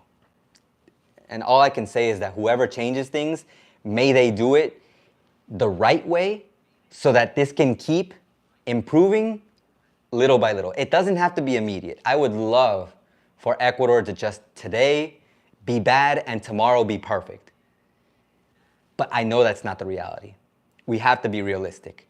Change is not going to happen at a Thanos snap. It's going to happen little by little, and I would prefer it to be that way because I would feel less threatened by corruption, by the fact that there could be some evil element behind the scenes if things got better little by little.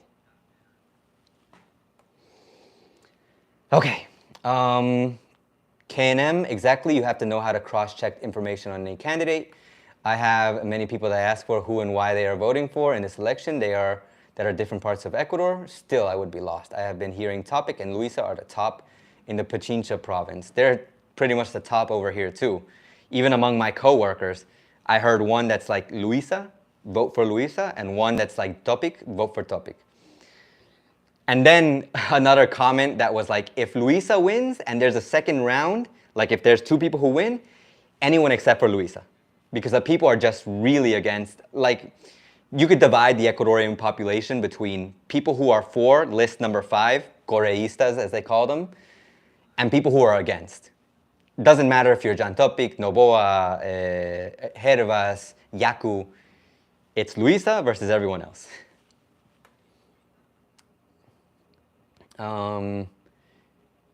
Luisa, I thought that was a little odd as well. Ace, regarding Topic. I'm telling you, it's just super weird that this man is just openly talking about all these bad things. The other person who was supposedly the corruption eliminator, the worst thing for corruption since Swiss cheese, I don't know, I'm just making a joke. He's the one who got killed, and Topic is out here putting his face, promoting police who are gonna look like RoboCop, and no one is getting him out of power. No one's trying to kill him. Like, really suspicious. And remember, if anything happens to me, remember my words. Iroman, because of the changes that started in 2006, Ecuador became known as a place to visit, migrate, particularly for retirees. Luisa referred to those years during the debate. It's a good point if you look at it as the question of, like, what did Ecuador do in the past? But we want to know, what are you going to do now? Like, I think that was the problem that people had with her argument in the debate, that she was latching on to the past without a solid plan that she could verbally present without just saying, we did this before. This is what we did in the past. No, not what did you do in the past? What are you going to do now? What is your plan right now? That is what I think the argument is. Daniel, I like how so many people want to stop oil drilling, but have they come up with an alternative income to implement on day one? I think the only alternative would be increasing the VAT. That's what my dad was pretty much saying. Once you get rid of oil drilling and they get rid of that subsidy, hello, raising prices, because Ecuador needs to make that money back somehow. Didi, hello Didi. You guys are very smart. Thank you for your videos. You are welcome. Don't consider myself smart exactly, just well informed of the things that are happening here because I live here. I'm pretty sure if you were living here, you'd probably be able to give the information as well, as long as you're interacting and constantly updating yourself with the things that are happening. Because that's all it is. My dad is even more informed than I am. That's why I love having him here, because he's got like a wealth of information, not just from the present, which goes back to what he said about the kids like thinking they know everything. He has information from the past because he's seen how people have learned from the past and improved, and also how they haven't learned and how they haven't improved, and how things have gone changing. And anyways, Dad needs his own new channel.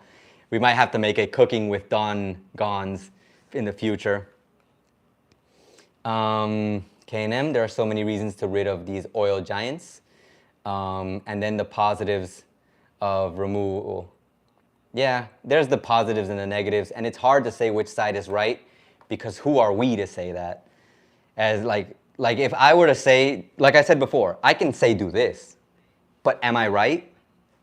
What guarantees do we have that what I think is right is going to actually work?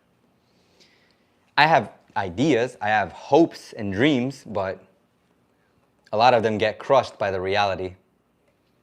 Everyone's saying bye to Dad. Thank you very much, everyone. Let's see here. K&M, I like your father. Fine, K&M, I'll let you borrow him for a week so you can talk to him and interview him. I'll make him the owner of the channel so he can do the videos. No, I'm kidding. My dad's great. This is kind of like him showing off a little bit, but like he has like since he has his business, and in his business he's very good at business, and he talks to people, he like gives advice. There have been a lot of young people who come to the business, young people relatively, because they're like 18 to 25, maybe even 30, and they talk to him. They sit down and they talk to him, and my dad even says he's like a second father to them, because in their houses they don't have someone who talks to them like he talks to them.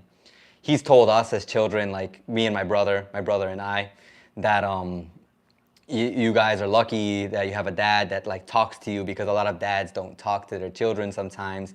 He had the experience that his dad didn't really like talk to him directly a lot. So I'm guessing in the future he thought, I want to be different. I want to talk to my kids directly.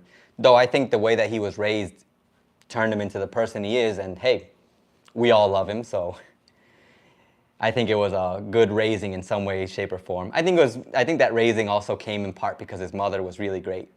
So yeah, living, loving abroad. Please take care, take it easy, no worries. Have an excellent day. Hope to see you soon. And hope the country gets better.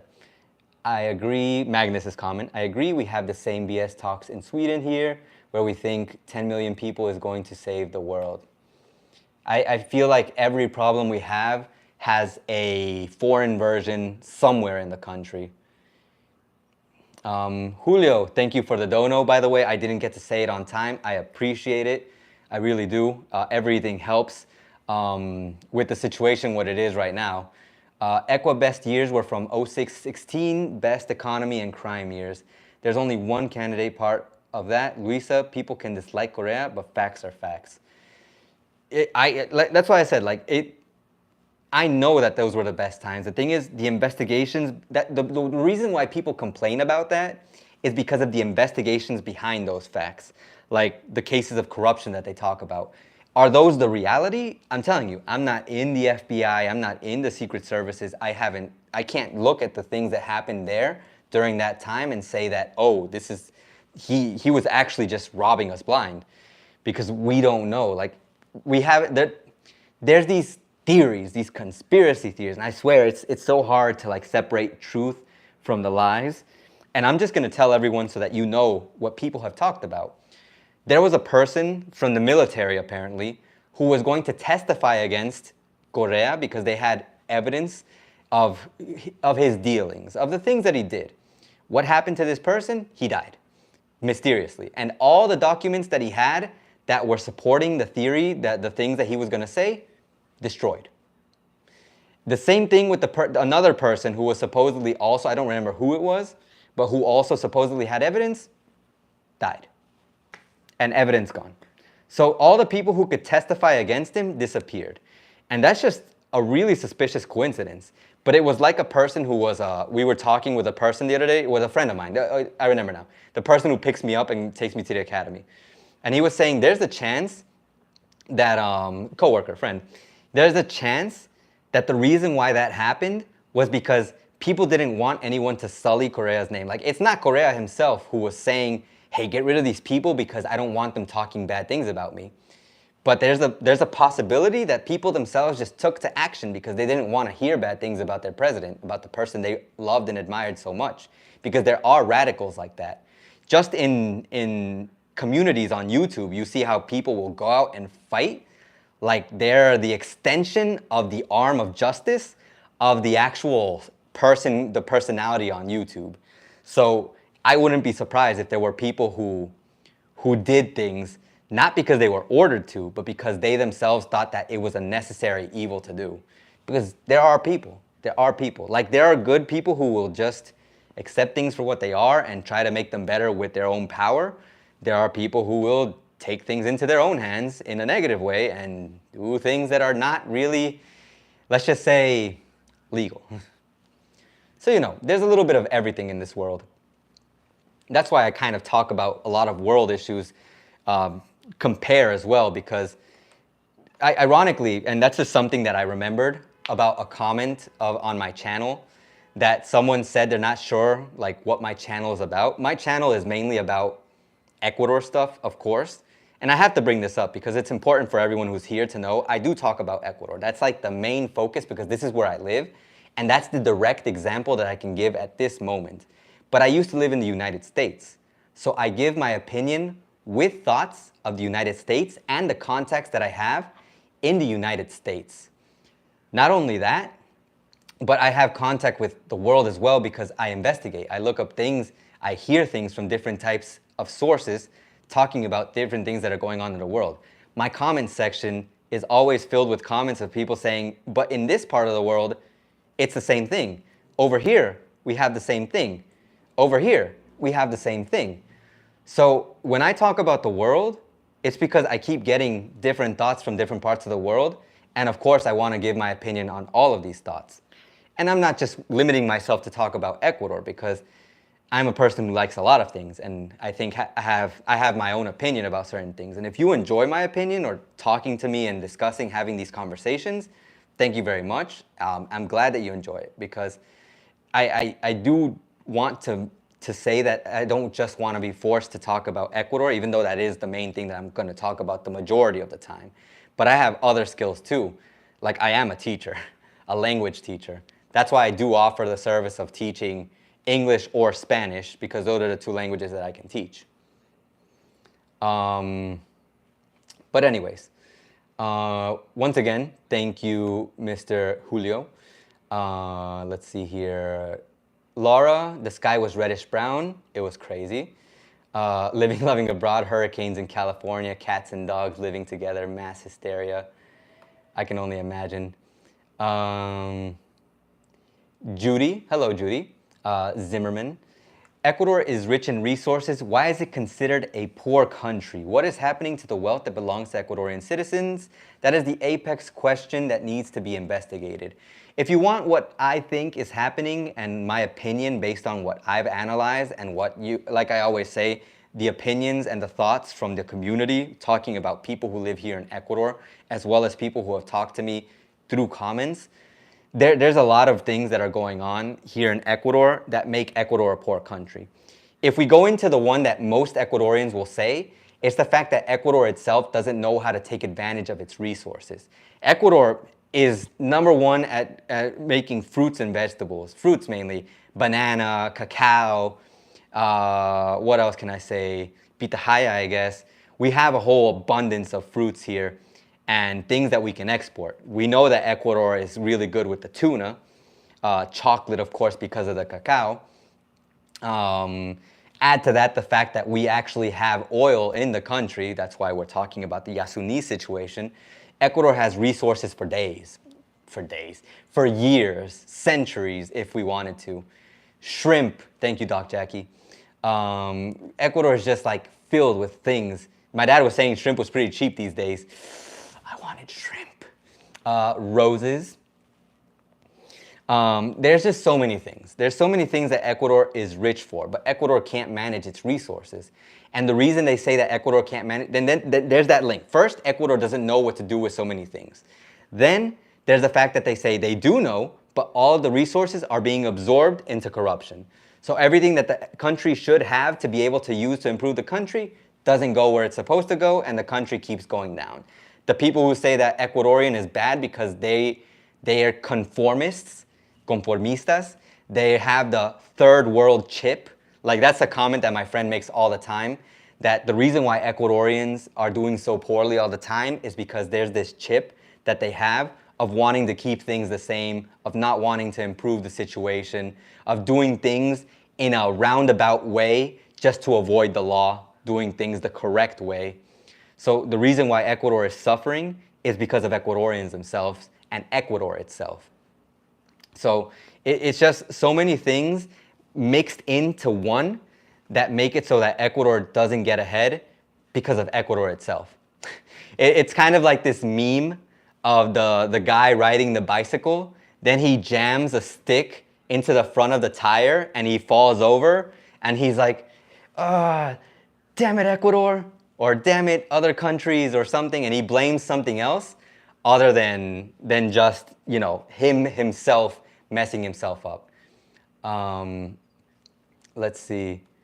K&M, I think your live deserves at least a like by all watching today for your investment of time. I would appreciate it. It really does help the algorithm. It helps the video get promoted more, the live stream, more people get to watch it, more people get informed, you know. And I appreciate it a lot. Really personal thoughts, like I always say, thank you to everyone. You don't have to be a member on the channel. You don't have to donate money to the channel. You don't have to give me anything. But by being here, your time, liking the videos, checking them out, watching from the beginning to the end, sharing them with people who you know will watch them, all of that helps, and I appreciate every effort that you do. It is really, really, really great. Like I thank you a lot for all the support. Always, always. If there's anything that I won't stop being, it's thankful, because this channel isn't just me, it's the community who makes it prosper and who takes the time to you know, check it out. So thank you. Yes, the polls close in 10 minutes. T-minus 13 on my clock. Let's see here, going on. Let's see here. My husband says, until the rich people's kids are dying, that is when things will change in the world. That's what they say about a lot of things, how people don't take action when it's a rich person. It's like people will care, but when it's just the normal part of the population, like guy X or Y, don't even know the name, people don't care. I made this comment also when I saw this post that Amelia and JP made. They made a post talking about how there was these, I think in Venezuela or something, or Colombia, there was some situation about some murders or something that happened, and they said it wasn't getting as much international attention as the situation in Ecuador. And it's true, it seems really, really bad. Like, how is it that these things happen and no one's paying attention to it? But I also realize the reality is that not everyone can cover every topic. That's why there are specific news outlets that cover specific things, depending on the severity of the situation or what they deem is severe. Because like I've said before, one life should not be valued more than the other. But just look at the situation with the submarine that was going to the Titanic. The submarine that killed the millionaires and the guy who made the submarine, how it killed all those people. It had so much attention. It was such international news when at the same time that was happening, there was also a ship full of, I would say hundreds of people, but I can't really confirm it was hundreds, 50 plus, I don't know. But there was a lot of people on a ship, I just don't remember the precise number, who had no help, and they were stranded out at sea, and I think they died. I don't know if they did, I can't remember, but I think they did. And it was crazy to hear about, because like if you look at it, it was crazy that this happened to these millionaires, and they had information out the wazoo. I've always wanted to say that. Out the wazoo. And over here, it was like no one cared about all these people, these refugees, I think it was, coming out of a country into another in a boat that wasn't supposed to have that many people. No one cared. Because people sensationalize the things about people that they actually care about, rich people, and they don't care about anyone else. I don't know. It's hard though. Like, it's hard to be able to cover all the news. That's why I also appreciate every news outlet that exists. Like, I realize people make news outlets in order to make money. Like, I don't know. Like, I remember the days before I did YouTube, I was like, it would feel weird to do something like YouTube because it would feel like I'm asking for money when I'm not. Honestly, I'm just asking for people to give time. And if they want to support in a different way, please. I appreciate it, but you don't have to. But it felt weird. But now I understand there's a need for all of these different news outlets that give information, even if sometimes it's the same information, you never know if they have a detail that only they can have access to. Like, I saw the news about Villavicencio dying, and I saw that news being talked about on Philip DeFranco. It was talked about by international outlets. People paid attention to that, but they didn't have all the details that we have over here because we're living through it, we're seeing it. they don't have the public reaction. And that's also going to come into a topic about, there's this guy, his name, I don't remember his name, but he's the mayor of La Libertad city in Ecuador. And he had this really terrible situation happen to him that I don't think will make international news. But that is just crazy. And I'll talk about that later. I think I actually left a link in the description to the video that he just talked about the situation, but I'll give you some of my insight a little bit later on.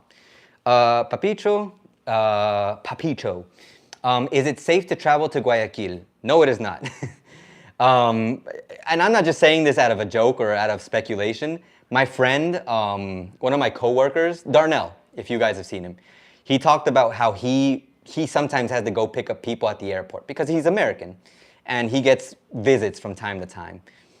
So he goes to the airport, and he has to go to the airport. In the airport, tell the people, hey, use the bathroom now, because as soon as we leave the airport, we're going straight back to the city that you're going to. Because there have been instances where people in the process of going from the airport to X or Y place, they stop at like a gas station, and when they stop, they check their trunk or they check the back, and their stuff has been stolen. You can't trust anything. And this is an interesting comment, and it's not for this situation, but it was from the mayor of La Libertad, that he said something that I liked what he said, so I wrote it down. Basically, let's see here. I think it was, well, I didn't write it down, but he said, nothing is guaranteed. And that's one of my top comments that I will make nowadays, because really nothing is guaranteed. We talk about how people ask me specific questions about, is it safe here? Should I travel here? What should I bring? What should I do? But nothing is guaranteed. I can tell you today, if you come here, if you come to my house, you are safe here. 99% safe, because I never know when a meteor is going to crash through the wall. But you are safe here, or a helicopter. But you go out on the street, even outside of the door to my house, and you just never know if, at that moment, some two guys on a motorcycle are going to come by and hold you up at gunpoint. There's no guarantees, to be honest. It's hard to say exactly what's going to happen. So, running! So yeah. No matter what happens, we'll take at least a decade to get law and order back. Yeah, Daniel, that's the situation. It's going to take some time to make things get better. I mean, like I said, if things get better instantly, I'm going to love it. I'm going to be, happy as heck. But realistically, I know that if things do happen that fast, there's something weird behind the scenes happening. And if they don't, then we're just going to have to keep clenching our teeth and just hoping that things will get better. Hello to Roddy, because he's in the chat. Roddy has been on the channel before, so you guys might have seen him. So anyways, I forgot to answer the question. Papicho, I don't recommend traveling to Guayaquil. You can. I've seen comments in posts on Facebook of a person who always says, I live in Guayaquil and I feel safe. So, really depends. Daniel, I think me and your father think along the same lines when it comes to políticos. With age and the experience comes wisdom. Probably. You guys probably have a lot of similar thoughts.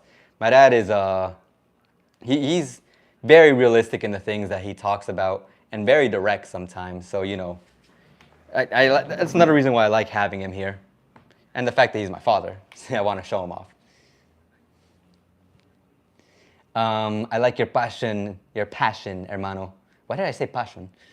Because I tried saying it in Spanish. No worries, Papicho. Thank you very much for your comments. And I'm sorry for my pronunciation. I don't know what happened. Living, loving abroad. See you later, brother. Oh, yeah, he had said bye. Rich. Hello, Rich, by the way. Things were great 10 years ago. Commodity prices are high. Now Fitch just downgraded Ecuador's debt. So where's the money to do anything? I don't know where the money goes, to be honest. Let's see here. Okay, I think we're finally getting into more of the recent topics. I'm going to make a poll just for fun. So based on everything you've heard today, who do you think will win the elections? You don't have to tell me who you voted for. I'm just going to write down the names of the people who are here, who are going to represent, at least the top names that I can think of. I like how Topic, they call him Tampico, which is an orange drink here. That's kind of like, if you've tasted Sunny D, that's like the same thing as Tampico. Let me see here, Topic. I don't remember if Tampico was also sold in the States. We have Hedivas. We have Yaku. Okay, I can only have 4 options, so I'm going to put Noboa instead of Hedivas, since these are probably the top options. So, give me your thoughts. Who will win the elections in Ecuador? The vote is anonymous. You don't have to tell me who you voted for, but I'd love to see what the majority thinks. So there's a poll right now. You can check it out. By the way, Kirk, I just saw that you are here. Hello, hello. I'm glad to see you here. I'm sorry that I replied so late. I've just been reading back questions, and I like making sure that everyone gets, all the information, Q&A. I don't want to make anyone waste time. I like to be very, thorough, but also efficient. Hello, Repent and Believe. How's it going? It has been a while. I will talk to you. I'll answer that in a bit. I'm actually looking at some of the other questions here. So true, in Ecuador and Peru border was found the oldest chocolate 1,700 years ago before Mesoamerica. Chinchipe Marañón culture. Nice. We got to do a collab, Carlos. Ecuador and Peru. You tell me about Peru and we'll do comparisons. That would be a cool podcast episode, maybe. Coming in late today, nice to see you. Is something happening in Ecuador? I wish I could like that comment, but I can't. Let's see here. I always shared your videos with my dad. Thank you, Papicho. I appreciate that. He really likes you guys. I wish we had mandatory voting in the States. Our young people don't vote much, so our political leaders are all ancient. If you don't vote here, you get fined. So you have to vote. It's vote or get fined. And your vote pretty much just becomes free vote. At least that's how I think that works. I know you get fined, but I don't know if your vote just, I don't remember if like the people who don't vote, their votes automatically get added into the highest candidate's votes, or if it was just the fine. Let's see here. Laura, that will never happen. If it did, everything would change overnight, and no one in power wants that. Oh, that is right. Lisa, agree on that reporting of the submarine. I'm telling you, that submarine situation, it was all over the place, and so many other things were happening that no one cared about. It's always just those big sensationalized stories about the millionaires, especially. That's why if you see like on YouTube, if you see a title of a video that says $1 million, people click on that like it's candy. One day I'm gonna make a video that's exploring a $1 million mansion or something, and let's see if people watch it. I don't know, I need one of my videos to go viral so that way everyone can learn about Ecuador and hopefully visit. We have the same amount of likes as viewers. Yes. That's so cool. And it's also similar, damn, 42, 43 now. 43, 4.3K, and almost 43 viewers. 42 right now. Okay, let's see here. As the saying goes, if you play with fire, someone's bound to get burned. So where do you see the economy and livelihood of the general public headed over the next 60 years? Depends on the Yasuni situation and the president, because there's if let's just suppose let's just say, what's this guy? Armijos gets voted because he's the least likely to win. But let's suppose he wins. I don't want to mention anyone else because I don't want anyone to think, oh, you're hating on my election. No. Let's just suppose that Armijos wins. If Armijos wins and he steals money from the government, there we have a negative. So there's going to be less money, and we're going to have to make that back. So to make that back, things are going to increase in price. There might be a raise in taxes. You know, the country will start going to beep, as you've heard before. Then, if the situation that my dad talked about, the Yasuni, if people voted for yes, and the yes majority wins, and they remove the refinery, then from here to 6 years, everything is going to be super expensive. Like, expensive for people living here and probably even for people who come from the States, because $12 for gas is pretty crazy. And even if you just round it out to $10, that's still expensive. I pay $5 every week or 2 weeks, not right now because I'm injured and I can't use my motorcycle, for gas. So imagine going up to $12. And if salaries don't increase with that, which they probably won't because the government seems to think that we pull money out of our butts or something, then we're just going to be in the same terrible situation. Like, it's just going to be bad and get so much worse. Like right now, we have a hard time with a $1 increase of oil, let's just say, or 50 cents increase of rice, or 10 cents increase of the weight of 1 pound of onions. So just imagine with the raise because of gas. And you might say, but what do these things have to do with the raise in gas? If gas raises, then the people who transport the produce, what do they transport the produce with? Vehicles. So if the vehicles need gas, and if the gas has gone up in price, and if I'm a person with a vehicle transporting produce, and the price of gas has gone up, I think I'm going to raise the price of my transportation fees. And if I raise the price of my transportation fees, then the person who hired me and who brought the produce, who made it and who's selling it, they're like, the fee for the transportation of my produce has gone up. I have to raise the price of my produce. It's a chain effect. Everything is going to go up in price. And it's going to be bad for people who have minimum wage or anything under. With those increases, anyone under $800 salaries is doomed. And if they're not doomed, they're going to be working to live, like in the States pretty much. So at that point, if the economy becomes like that, the same as the United States pretty much, with the cheapness of rent maybe being the advantage, then why not just stay in the States? Just as an example, of course. Tom is also mentioning Francisco Tamariz, the mayor of La Libertad. Thank you. I didn't know his name. I just saw the report and I heard what he said. He was like a man defeated, talking about the situation that happened. All right, so back to the question of repent and believe. Based on your example of you never know if two guys on a motorcycle could run up and rob you in your neighborhood, the question is that happening a lot in your neighborhood? It happens a lot in the city in general. Like when I've talked about it on my channel a few times, I think maybe in live streams or maybe just in videos.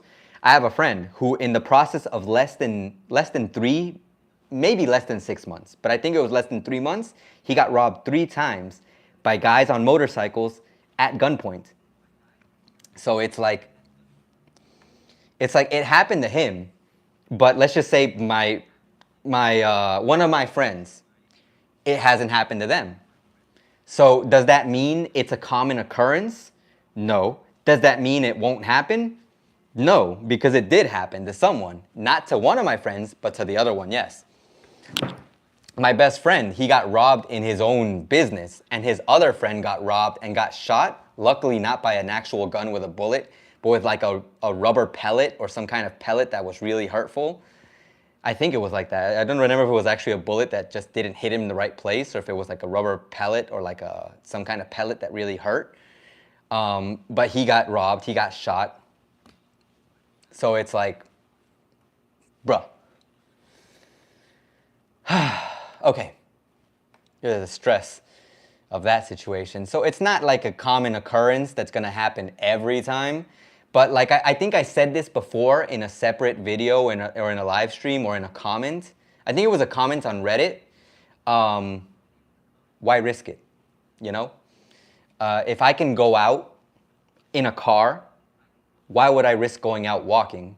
If I can grab a taxi, why would I want to save $2 just to get robbed for possibly over $100 if I'm carrying around my wallet, my phone? I'm risking losing a lot, so you know. It happens enough to the point where people worry. So let's just say it like that. We had Tampico in Arizona, nice. 339, price of gas in Houston, Texas. Gasoline in some parts of the states has gone as high as $10 a gallon. If it goes up to 12 here, then that would just be booty. Why would gas go above the world average? Ecuador can buy it on the market. Because something tells me they wouldn't want to buy it from the market if they have it, if they can produce it here, if they had produced it here. And if they buy it from the market, something tells me maybe it'll just be more expensive. Lisa, I will answer that question now because I think I mentioned it earlier. My dad thinks that the results will be ready by around 7 or 8. I think they'll be ready, like if it's not ready today, definitely by tomorrow morning we have the results. Papicho, what is your thought about retiring in Ecuador? I think it's great as long as the situation at least stays as it is in the sense economically. And depending on where you live. If you choose to live in a very like countryside region and you don't get involved with like, you know, any suspicious things, this goes back into my talk I think I mentioned in a previous live stream. I think it was when I was talking to Don. But if you don't get involved, oh no, I think I talked about this in my accepting Ecuador's reality video too. If you don't get involved with cartels, if you don't get involved with drugs, if you don't get involved with loan sharks, people who lend you money, then you're fine. Then you can come to Ecuador and the only thing you have to worry about is petty crime. And if the situation in the country becomes more expensive, then you're gonna have to worry about petty crime even more. Because one of the things that Don Shader says is true in the sense that I do think there are people who steal because they don't have they don't have enough to make ends meet. But I also think that the reason why people don't have enough to make ends meet sometimes is because they're out doing drugs. Some people here, sometimes. It's not everyone, by the way. I'm not saying drugs are always a problem, but they've been a really big part of the problem here in Ecuador. And I've seen the countries where they turn people into zombies, so I know there are problems somewhere else in the world. But here, it's noticeable that a lot of the problems are because of the drug use, the drug sales, because there are people who are willing to do anything to get their hands on it. And I know it's not just drugs, obviously, of course. Like I said, there are the people who do it because they need to make a living. They could find better ways, but sometimes there's just no work here as well. And there are other reasons as well, because people make poor decisions. But in life, we're defined by our decisions. Even if we're handed a bad hand, we're given a bad hand in a game, it's our choice whether we fold or we keep going. I just made a weird gambling reference when I don't gamble, so, you know. Anyways. It wasn't a gambling, let's just call it a gaming reference. We don't need to give up, even when the situation looks tough. So you can retire, just retire in a safe place. Only get involved with people who are on the legit. Like, I think if you go to the countryside, you'll be fine. I don't know if you want to go to the countryside. If you retire to a rich place, rich area, a place that has like a gated community, for the most part, you should be safe. You might be in danger if one of the people in that community is linked with corruption, but you know, that's just something we will never know anywhere in the world. Let's see here. Please tell us your source. Gas is pouring where? Daniel, so half of what you stated. Okay, thanks. Thanks for the stream, hermano. Davey, you're welcome. Always glad to help. Let's see here. Do you know what steps have been taken to protect the candidates if there is a runoff election? Also, I hear mostly about the president, but what about the assembly?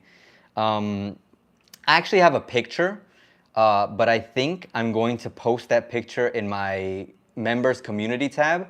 I'll show everyone here, but I have pictures of the, let me see if you can see it. I have pictures of the different, dang, hold up, let me, this is, I need to position it better so it doesn't flip. Okay, I have pictures of all the ballots. Yeah, I don't know why it looks too bright. I have the one of the assembly over here.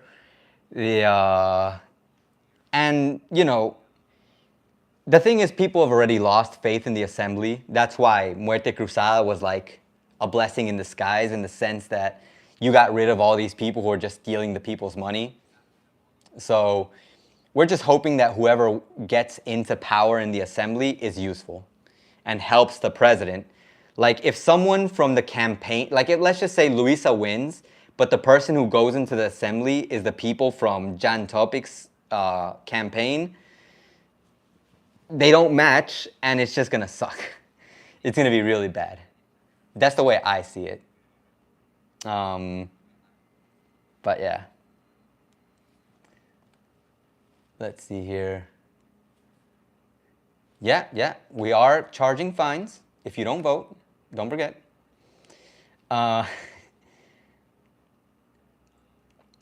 Rich, how are things in Cuenca? I haven't heard of any problems there. Cuenca is lovely.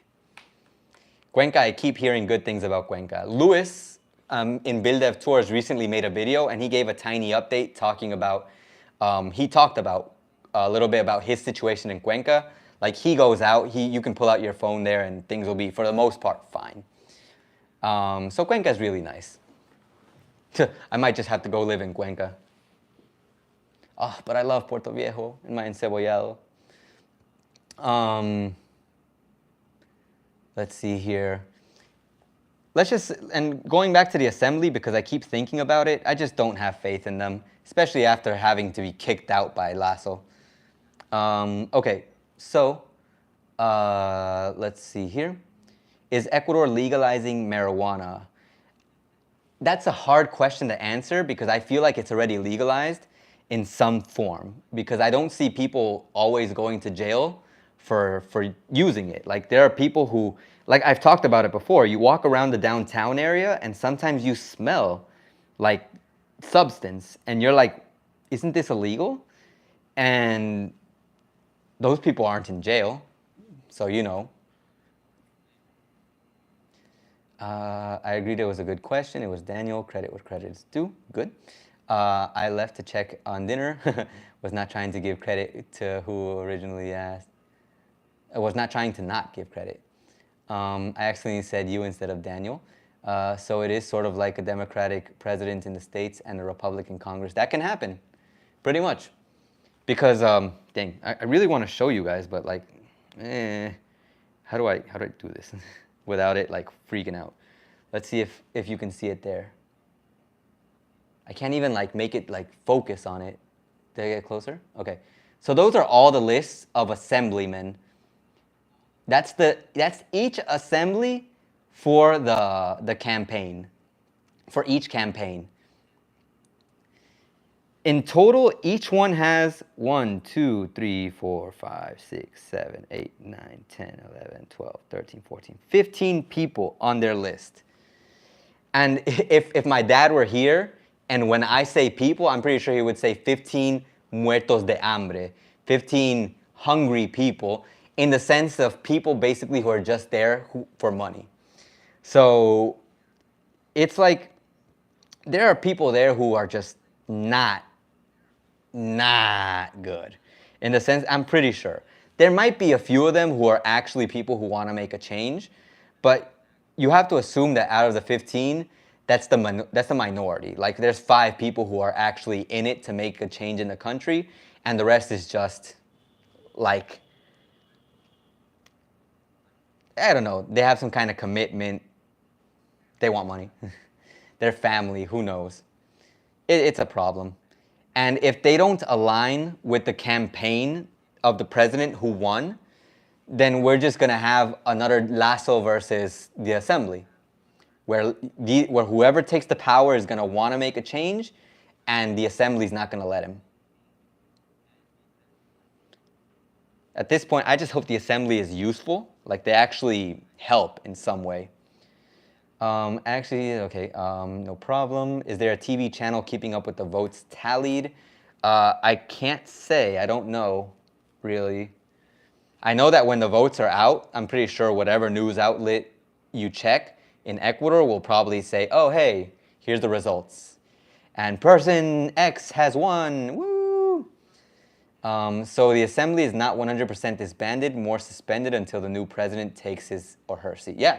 The assembly that left is gone for good for now, unless they're part of these lists in one, like maybe they split up and they went into different parties, or they're in the party that they were originally in which case no one would vote for them, because if they were booty before, they're probably going to be booty now.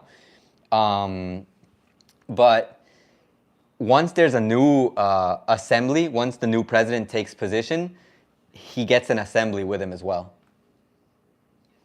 Ecuador should start legalizing marijuana. It will bring more jobs, more revenue to the country. No, I don't smoke marijuana, but I know economy gets better.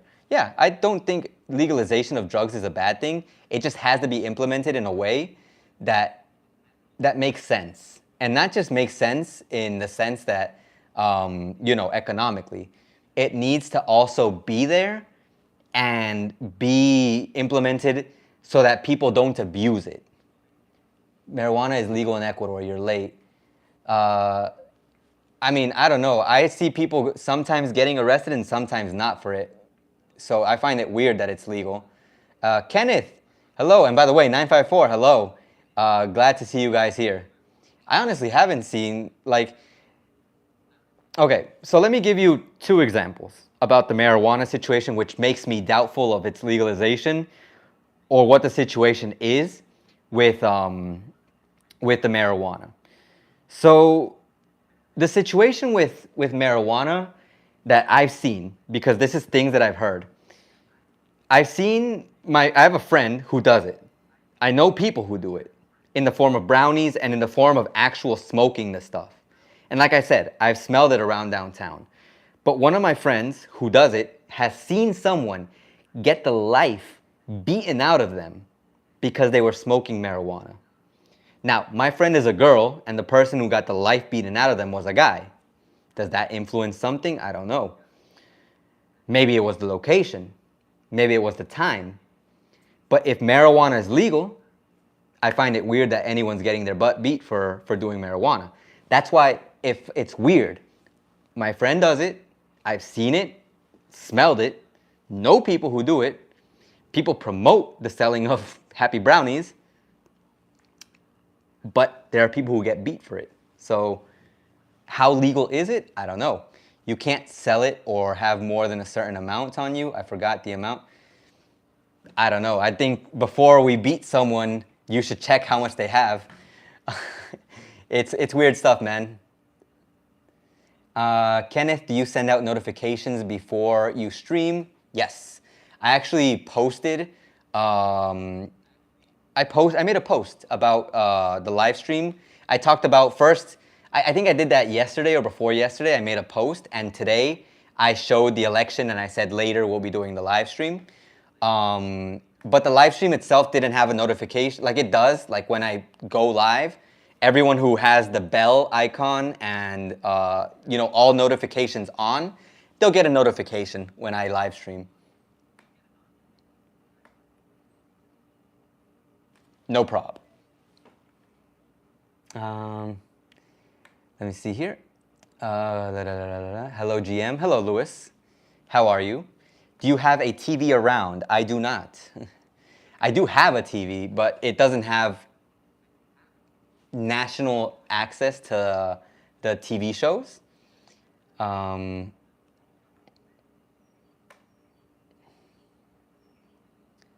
Let's see here. I think I've seen shops in Quito and Cuenca.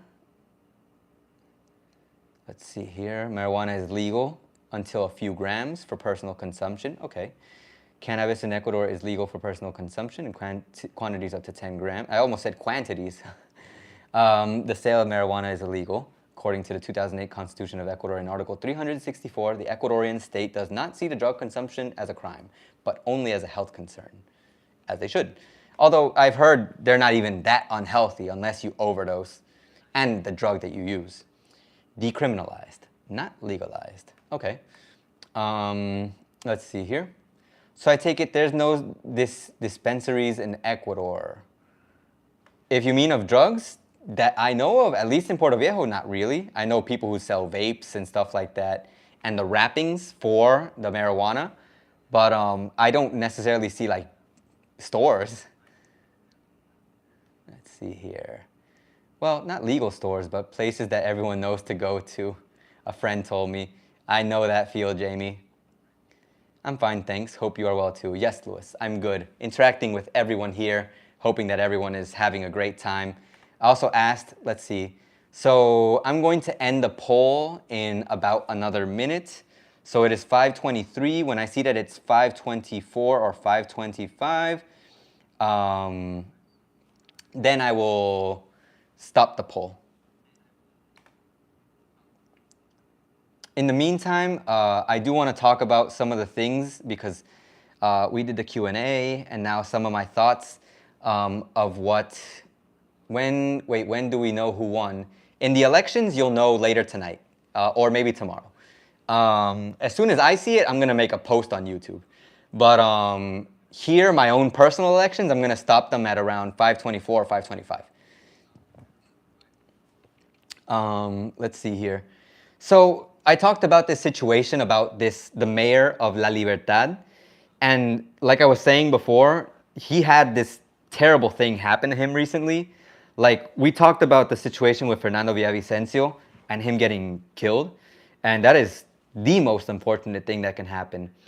And it might seem like an outlier. And I know there are still people who say Ecuador is safe. And Ecuador, there is safe parts, but you have to be very cautious whenever you're in Ecuador, no matter where you go, only because of the things that can happen to a bunch of different people.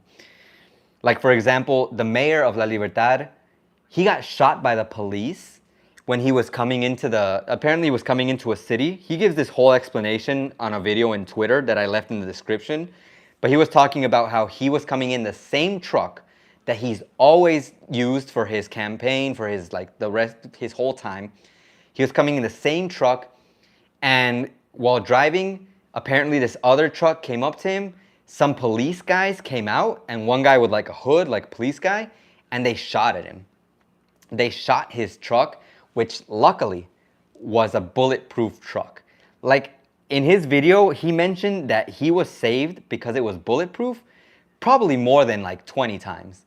And well said, because if it weren't bulletproof, he'd be dead. And there'd probably be some weird conspiracy explanation saying that he was killed because he was behind some kind of drug thing, or he was doing some kind of deal with Korea, or he was against someone's political regime. Like it was crazy news to read about.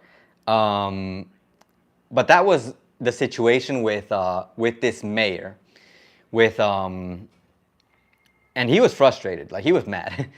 But aside from that, there was a post that I saw, a Twitter post from Otto, the presidential candidate, where he apparently saw or was witness to a atentado, one of these hits, on the other side of the street where him and his family were eating. And he said it was saddening, like frustrating to see because there was nothing he could do about it, him or anyone who was there. And there was some misinterpretation that I saw because it was taken from Twitter and posted on Reddit, and I was just investigating it, and there were people who thought that he was saying that he was part of it, like not like he did it, but like it happened to him. And depending on how you interpret it, you could see it like that. But in reality, it wasn't, from what I heard, from what I read, it wasn't him.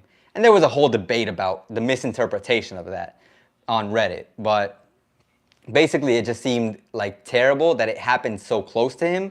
And part of my mind, like if you think about conspiracy theories, I kind of feel like maybe they were looking for him, but they went to the wrong place. I don't know. I can't be sure. That would just be entering conspiracy theory at that point. So I won't get too into it, you know? So yeah. Rich, is there anyone in Ecuador who can pronounce... I want to try to say Sonnenholzer, but I don't think that's the actual pronunciation of his name. People pronounce it the way I think he pronounces it, or the way that everyone pronounces it. I just haven't given it the effort to try to pronounce his last name. I'm not going to lie. I honestly have not given it the effort. Gamer Teen 3D, hello. BPE, hola, buenas. Sorry that my dad's not here anymore, but you know, thanks for being here. All right, so I'm going to close the poll that I did. So the top choice for the poll was Noboa at 35%, with Topic at 32% and Luisa at 25%, and Yako trailing at the end with 7%. If that were today's elections, I think a lot of people would be very surprised, and a lot of people would be very happy. So you know, a lot of different things to talk about there. But yeah, for Yaku. I think his comment about playing volleyball was pretty funny. Like everyone laughed about that comment, and that was not the best. The timing of that comment was not good. Let's just say it was. I didn't expect anyone to make that kind of comment, because now he turned into a meme because of that. Bad publicity is publicity, so maybe that was the intention, but you kind of lose respect, I guess, in situations like that. I try to be very serious, but I also try to be funny sometimes, and I'm not good at being funny, by the way. So I think I would probably be in the same situation as him for saying something dumb. I know me. I say weird things sometimes. Let's see. The people have spoken. You are right. Gamer, what is your favorite movie you watch? That I have watched in the past? Dang, you're putting me on the spot there. If we're talking about a real life people like moving around and talking movie, like not animation, I really like the movie Click, because that movie made me cry my eyes out because of the situation with how it teaches you to value family. If you watched it, I won't tell you how it teaches you that, but pay attention if you haven't, or if you have watched it and you didn't realize that. I'm pretty sure everyone did, but you know, man, that movie hurt so much. Poof, man. Yeah, it's a classic. If we talk about a more up-to-date movie, Spider-Man. Spider-Man, where the 3 Spider-Men appear. I can't remember the name because I know there's 3 movies. Spider-Man Homecoming, No Way Home, and another one that I can't remember the name, but the one where the 3 Spider-Men show up. If I just spoiled that for you, I'm sorry. But the movie's been out for a long time now. If we talk about animated movies, cartoon animations, the first Spider-Man movie that was for, the first Spider-Man movie, the Spider-Man Into the Multiverse, and the one, I'm still waiting to watch the new one, hopefully on Disney Plus, because my cousin lent me an account. Thank you, Benji, for lending me an account. And I want to watch that movie. But I'm waiting for it to come out on Disney Plus. And an anime movie, which, as a lot of people might know, I really love anime and gaming. But my favorite anime movie, that's tough. I recently watched One Piece Red, but the Kimetsu no Yaiba movie, Demon Slayer movie, was, oh my god, so good. I think for now, I'm gonna give my vote in terms of movie that I really liked, anime movie. I'm gonna give my vote to Your Name, Kimi no Na wa. The feels in that movie. If you have not watched the movie Your Name, so I'm gonna just put my recommendations here for movies. Click, Spider-Man. I'm just gonna put Spider-Man in general because, like I said, there's a lot of them, and you can also watch the animated one. And I'm gonna put Your Name, which, if I remember correctly, is Kimi no Na wa. Boom. Okay. Aaron, I chose based on name coolness. Daniel, I'm gonna have to look up Novoa. Yes. Let's see here. I feel like Hervas had potential. He's just bland, uncharismatic. I don't know. I think charisma is a thing that is kind of hard to really show off when you're a president, unless you're like very open about it, like Topic. Like I feel like he's the most charismatic guy. Lisa, take care. Please have an excellent day. And definitely check for the update, and I will be doing more community members updates later on. All right? So stay tuned for that. Have an excellent day. Thank you for being here. But yeah, I don't know. I feel like I'm charismatic as a teacher, but I would not be the best charismatic person as like a presidential candidate. Not that I'm looking to be one, by the way. Yeah, bad timing. I don't think he'd be a good leader, but he's entertaining. Let's see here.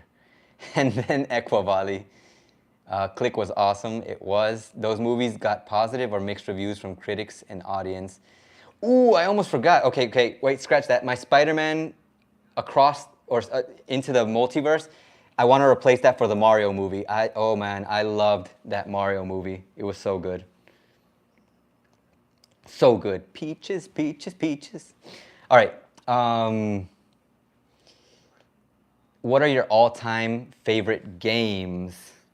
Favorite games? I really love, like one of my favorite franchises is Assassin's Creed. That's why if you look over there, I don't know if it's noticeable, but I have some Assassin's Creed game boxes there. And other than that, I love the Mario games. If we talk like the game that I really liked, I liked Tears of the Kingdom. Spectacular. That is just an amazing game. I've been playing Assassin's Creed for a month, my respect. I've been playing Origins. Whenever I have like some free time at midnight, I'm gonna play like an hour and I'll just log on and start playing some Assassin's Creed Origins. Love it. We're in a little bit of a personal Q&A. I like this because I was gonna give personal updates. Before I continue with that, I do wanna say, still got my cast. We're almost done. We're almost done. Officially 10 more days until I should be able to get my cast off. So 10 more days of having to put up with having to use crutches and walk around like this. K&M, all right, time to put the chicken wings on. Have a good night and be safe all. Have an excellent night and excellent rest of your day. I hope you take care.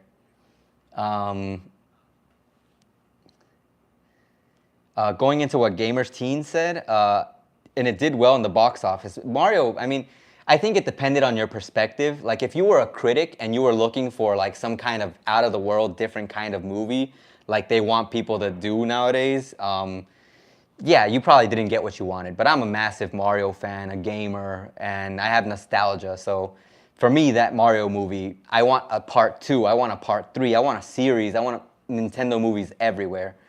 And that's just my opinion. If people don't agree with it, that's fine. Like, we all have our own opinions, so, you know.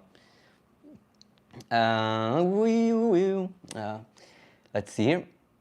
How'd you break your leg? I was playing American football. I got tackled in an unfortunate kind of position, and it was basically because I was, like, standing poorly, like, when I got tackled.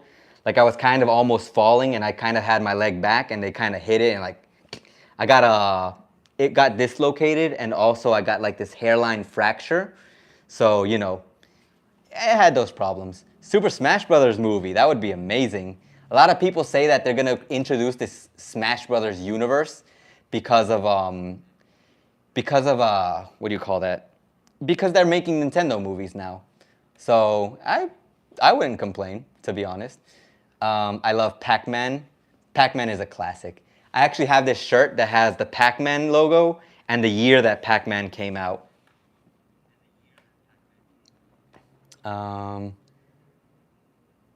1993 Mario live action movie was hated. Yes, it was.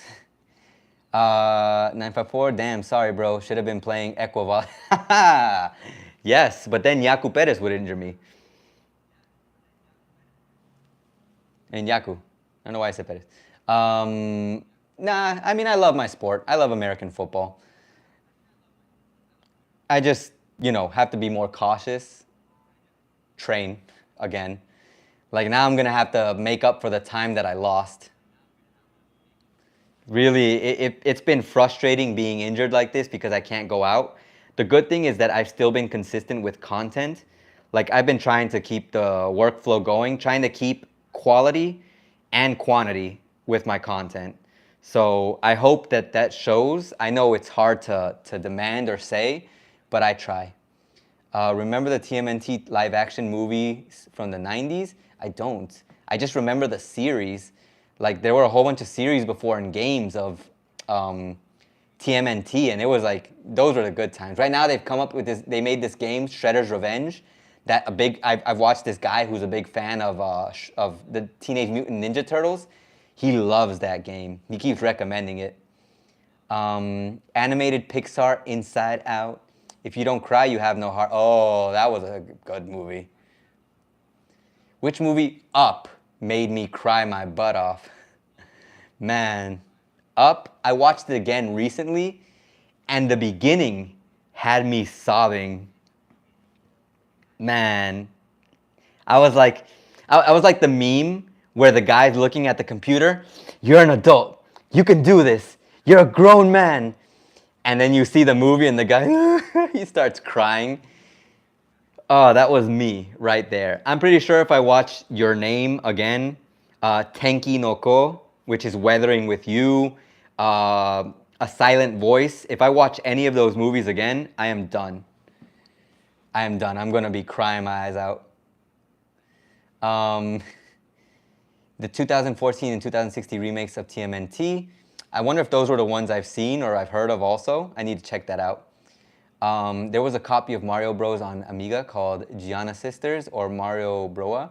Mario Bros. Was a copy of those. Don't know, but Gianna Sisters better. Wow, I did not know about that. We're talking about some lore here. GM para el presidente. Ooh, be careful. Those criminal types are going to hear that and they're going to come searching for me.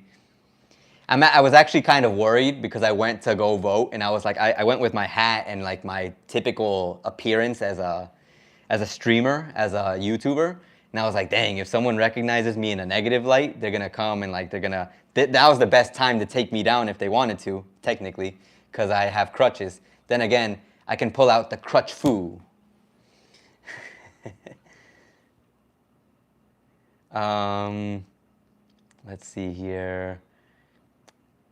Oh, there was this also this comment that I liked about topic, just the thing that he said, and because I like that phrase. Siempre es siempre, no solo cuando nos conviene. Always is always, not just when it's convenient to us. And basically, I'm going a little bit off topic from the current topic. I thought this was cool that he said, because a lot of the times we make kind of like compromise, or we kind of like, we want to make things nice for the people we care about. But if something is wrong, we have to call out people, even people we love, if that thing is wrong. People will not change and stay the same if we let them keep doing the bad things that we keep doing. There's this phrase in Spanish, I think it was el conformismo es nuestra ancla del subdesarrollo, I think it was. But basically it's like our being conformists is our weight, our anchor, kind of, to being a underdeveloped country. And it's true. We just let things happen because it's our friend, because we feel we can't do anything about it, because it's easier to just let things happen. But if we don't say anything or do anything, nothing's going to change. Back to what we were talking about over here. What is your favorite TV show you watch? I don't watch TV right now. If we're talking about series, I really love The Mandalorian. Man, this is the way.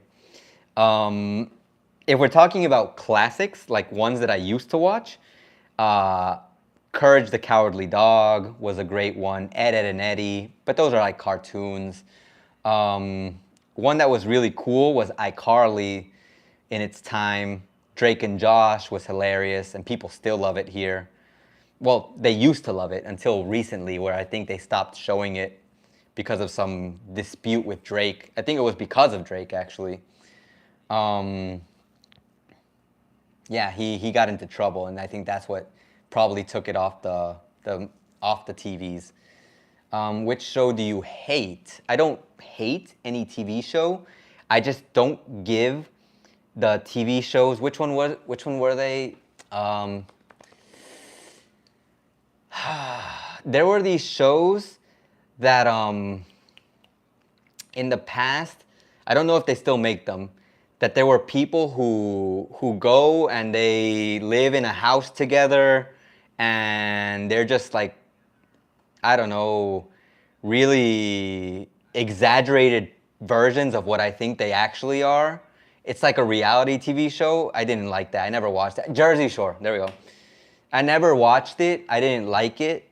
Like, I always saw, I think, like the memes, and it just sounded like a really weird concept to me, so I didn't watch it. I once watched something similar, which was like a show where there's this one guy and he gets to choose among these people to get married or to be his couple or something. And like, I think I watched some of it, like not dedicated, but some of it. But it was just like, at the end I was like, it's okay. Inuyasha, that's a classic. One of my classics is Death Note. What else? Obviously One Piece. I love One Piece. If you follow me on Threads, when the day that Gear 5 was presented, I made a big deal out of that. Even in my WhatsApp, like I was just like, Gear 5. Let's see, I actually have like a video saved over here. I do remember the Shrek films. Let's see here. Hermano, I came to USA from Guayaquil when I was a kid. I just wanted to say you have a bright future. Bright people like you deserve it. Have a great night, everyone, and stay safe, Ecuador. Papicho, please, take care of yourself over in the States. I've heard things. I'm glad I didn't hear the comparison between States and Ecuador, but I really hope that everything is okay for you over there, because I've heard things are pretty bad there too. I know the situation is tough everywhere. I talk about Ecuador here because that's where I live and that's part of my life, but I am aware of the situation in other countries as well. So I always hope that things get better, things are great, wherever you're at. So please, take care of yourself as well, and saludos a la familia. Your dad, since he watches the videos, I guess. Take care, Papito. So yes, I remember the Shrek films. I heard that they were gonna make another Shrek film, or they were thinking about it. And that's an argument that we have now, is that people are making the same movies, like from the same, like sequels. And they're not trying to make different types of movies. I don't know how I feel about that one. Honestly, it's like, do what works, but I also do like innovation, so I do feel kind of weird about like just the same movies all the time. Like Indiana Jones has like, I don't know how many parts, but more than I can count right now, especially since I can't even remember how many parts it has. And I think like they're just trying to squeeze out something that's no longer there, like trying to hit people on nostalgia. I don't know how I feel about that. Innovation doesn't happen if you keep latching onto the same thing, so, you know. Fun fact, DreamWorks started production on Shrek 2 before the first movie finished. Wow, they were very confident about Shrek. But it was a great movie, so it makes sense that they would. Gamer Teen out here with dropping the fun facts, dropping the gaming and TV show facts. So I wanted to talk about some personal updates. Like I said, with my foot, still in recovery. The situation here at home, it's not better, but it's not worse. That's right now what matters with the whole situation, how things are out there. It's, I think the best thing that we can say right now is that things haven't gotten worse. Not because I don't want them to get better, I just know that for them to get better, it's gonna take some time. It's going to take some time. What else can I tell you guys about? I have this video. It's pretty much already done being edited. There's just one final thing missing, one final confirmation that I'm waiting for in order to publish it. It is entertaining. It is on the level of the food video that I made with the Swiss girls, in sense that it does have entertaining factors. And it's something that, it's not part of my main channel topic or niche. As, like I've said before, here on the channel, we talk about mainly Ecuador. But remember, I am also a teacher. I am a gamer. I am an anime enthusiast. I really love technology. And yeah, I feel like there's a lot more things that I am. An athlete, I have almost forgotten, athlete. So sometimes maybe I'll talk about things not as main channel videos, but more as like extra things that I talk about in these live streams, maybe in community posts. Like yesterday, I was in a tournament for a mobile game, and I didn't post it on my main community tab because I thought no one would care. So, you know, I do a lot of things aside from just Ecuador. But this next video that I'm in the process of making, it has a link. It's linked to something about Ecuador, but it is a deep dive into a much bigger topic that I think is useful for a much broader audience. I was gonna say audience. Kirk, please take care. I am looking forward also to seeing what happens with the election. Have an excellent day. We will talk soon. Daniel, when Villavicencio died, did Lasso impose an additional 60-day curfew? Thank goodness he did not, but he did announce another state of emergency in Quito. So I think even though it didn't like add an extra 60 days over here, I think in Quito now they have curfew as well. Fun fact 2, DreamWorks originally developed a penguin version of Beatles named Rockumentary, which was canceled. Now that I did not know about at all. Like I didn't know about the first fun fact, but the second one, even more so. But anyways, thank you, gamer. Like I was saying about the video, I will be making this very, very big video very soon. Like this video, but here's the thing. I might not post this video depending on certain factors. So, or I might have to modify it a bit. So stay tuned. The video will hopefully be out, or I might just hopefully or I might just have to indefinitely postpone it, at least until something changes. I can't give details, but when it does come out, then I'll probably give some details to the members who might want to know what's happening with the video, or what happened to it. I'm just sad because it took me a whole week to edit. I spent this week editing that video, and if I can't post it, it's gonna be unfortunate. Matt, hello, good to see you. I did not expect to see you because it's getting late. I was almost thinking that you weren't gonna make it today. And I saw that there was an incident with the mayor of La Libertad. Yes, I talked about that a little while ago.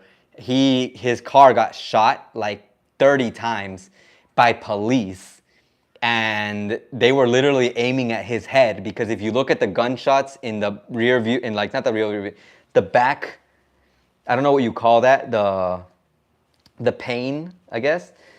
Like all the shots are directed to him, and like a few of them to his wife, who's on the other side. So it's really weird. I thought it was a crazy thing that happened because the police shooting at you, like, and they should know that that was the vehicle he was going in because he respected all the rules. It's not like he tried to escape or do something weird, some maneuver. He was just driving back to, I think, his city or to a specific place, and he got stopped by these police who weren't even, I think they weren't even in a car that was labeled a police car. The video is in my description where he just talks all about it, like, and he's just like a defeated man in that video with his wife next to him, both of them wearing a bulletproof vest. Daniel's viewpoint, curfew where you are is lifted now. No, it is not. Right now, I mean, if we're talking about the hour, there's no curfew at this hour. In another 4 hours, the curfew comes into effect. The curfew is always at around 10 o'clock. They'll give you like a little bit of leeway sometimes, 10:30, but you know, 10 o'clock is the curfew. Let's see here. Aaron, appreciate it. Thank you very much. Thank you for being here. Thank you for joining us today. It's been a while since I've seen you, Aaron. Where have you been? I don't want to like get into your personal life, but I haven't seen you on the streams recently, so I thought that maybe you stopped watching the channel or something. Even though I remember you said me and Don were your favorite YouTubers. So I was like it felt weird. I thought something maybe happened. Let me see here. Matt, yes, they were confused. It was super weird. And that video helped me with my Spanish. Yeah, they actually speak very slowly in that video. So it was like slow enough for someone who's learning Spanish to practice. But the whole situation was bad. Because he in the video, and that's the takeaway that I got from that video. And I'm gonna write it in the chat in Spanish and in English. No hay garantías. There are no guarantees. Like literally, that is how people feel in the country right now.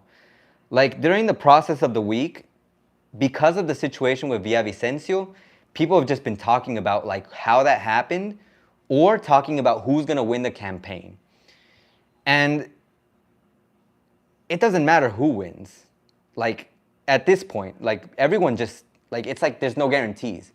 If one person wins, one candidate wins, and they don't do anything, what was the point of them winning?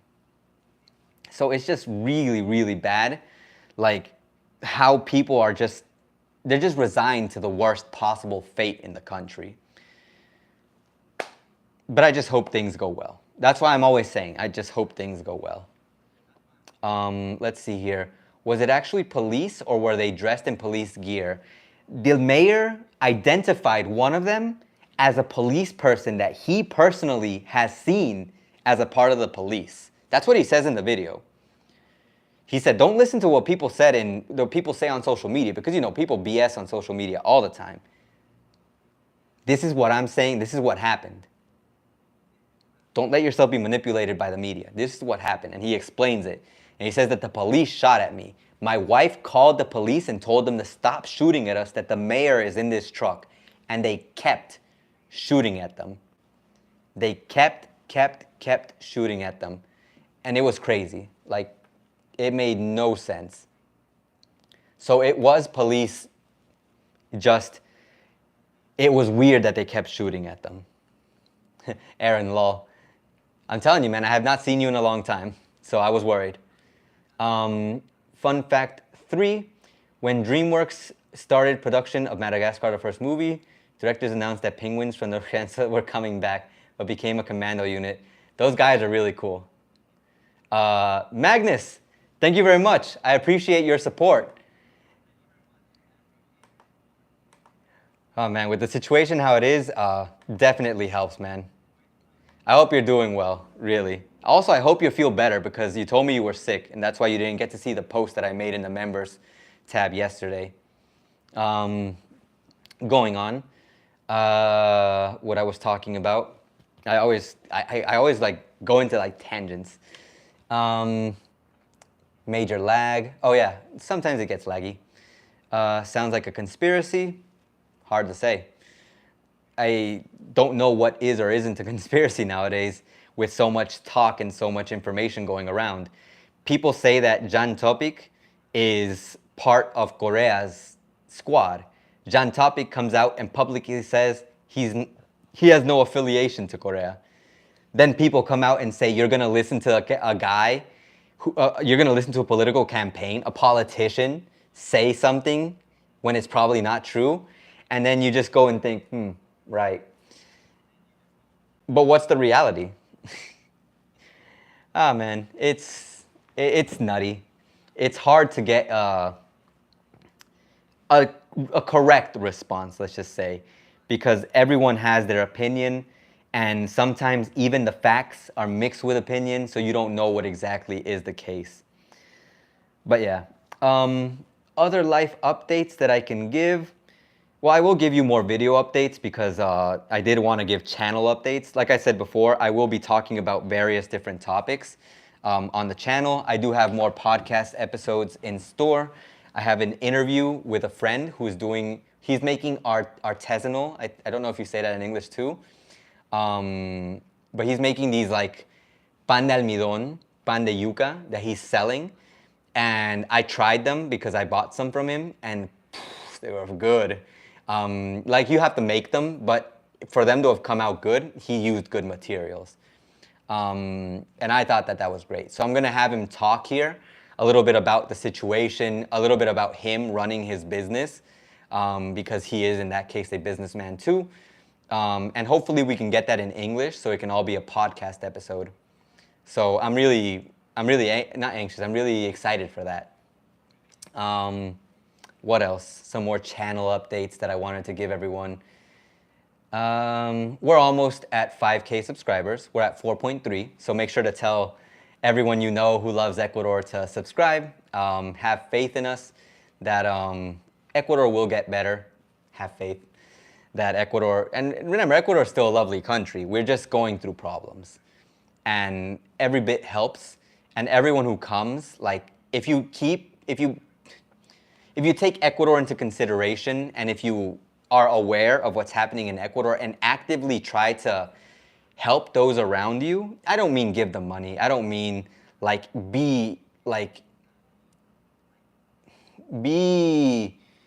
abusively involved in their lives, but ask. Like, talk to people, tell them, ask them what's going on, be sympathetic of their feelings. Like if they say they feel unsafe, you don't need to make a comparison that, oh, I just came from a country where we're even more unsafe. This is not a measuring contest to see who has more crime or less. This is more just, if they feel bad, like, hey, tell them, don't worry, things will be better. Let's hope for the best and do what we can to make things better, because that's what we can do. I can't control someone else, but I can control myself, and I can make things better on my end. I'm a teacher. I create professionals, English speakers, of course, and anyone who wants to learn Spanish with me. And I like to believe that I can also give motivational talks. So if anyone here feels motivated, then I've done a good job. Fun fact 4, DreamWorks originally announced a 4th Madagascar movie set for 2018 release, but was canceled. Well, weird. I'm surprised they would cancel one of those movies since they always seem to have performed well. Okay, so I think I've given all the personal updates like I had. If anyone has any other questions, now is the time. The time is now. These are the final questions, final thoughts that we will be answering before we end the stream. And then hoping that everyone has an excellent day. So please tell me any questions, ask away. I am here and I am ready. I guess while I'm waiting for questions, I will obviously say thank you to everyone for being here. Thank you for the donations, for helping me out. Honestly, it means a lot. It's tough over here. Like I keep saying it, and I don't know if anyone believes me because I did talk about this once in a Reddit post. People were surprised that no one is listening to the news updates, and they're like, and someone commented something like, do people not see what's happening? I'm like, sometimes people see it, but they find it hard to believe because it's just so extraordinary, the things, in a negative way, the things that are happening that you would listen to it and think, that's Ecuador? But I heard Ecuador was this or that. But it is happening, and it is tough over here. So, you know, that's why I'm always appreciative of you being here, of helping, because it's not an obligation. Let's see, Magnus, it's 1 here, have to go. We'll watch the rest later. It's all right, Magnus. Take care of yourself and rest well. Fun fact 5, Pixar was founded in 1979, known as Lucasfilm's CGI division, the computer graphics group. Wow, I can't believe Lucasfilms let go of Pixar like that. I think they're all in the same umbrella right now, though, under Disney. Jamie, what is your email? I will write it in the chat right now. Daniel, have an excellent day. Take care. gmace.mb@gmail.com. By the way, there have been people who have asked me for my number sometimes, and honestly, I can't give my number because I only have my personal number, and I make it a, how do you call that? A kind of law, or it's just something that I've kept. I don't remember what you would call it, but basically I don't give my number unless like I've met you in person, or if there's some kind of business deal that I really need to give you my number for it to go through. So most of the time we can communicate through email. You can send me a message on X, Twitter. Sometimes I answer there whenever I log on. I don't log on too much. Threads, sometimes Instagram. So, you know. Jamie, proving a negative is impossible. Art, teas, and rules and boundaries. Yes, boundaries. I think boundaries would be the best way. Rules and boundaries, actually. So, you know, I try to keep that because then afterwards I'm just kind of worried. I get a lot of spam calls, and sometimes I get spam emails. I've gotten a lot of spam emails from crypto and people offering me YouTube services. I know my channel isn't like great, wow, exploding 1 million views, but a lot of people offering me services on YouTube isn't helping. If I need a service on YouTube, I'll look for it, for sure. So yeah. I think that's it. I don't know if there's any questions. Also, Pixar used to provide animation for the 1989 to 1996 commercials until a shutdown of the commercial animation unit after Toy Story came to theaters and got positive reviews. Toy Story, such an amazing classic. Aaron, don't give your number. I'm on the world's telemarketing call list already. You don't need to be, and stalkers are bored.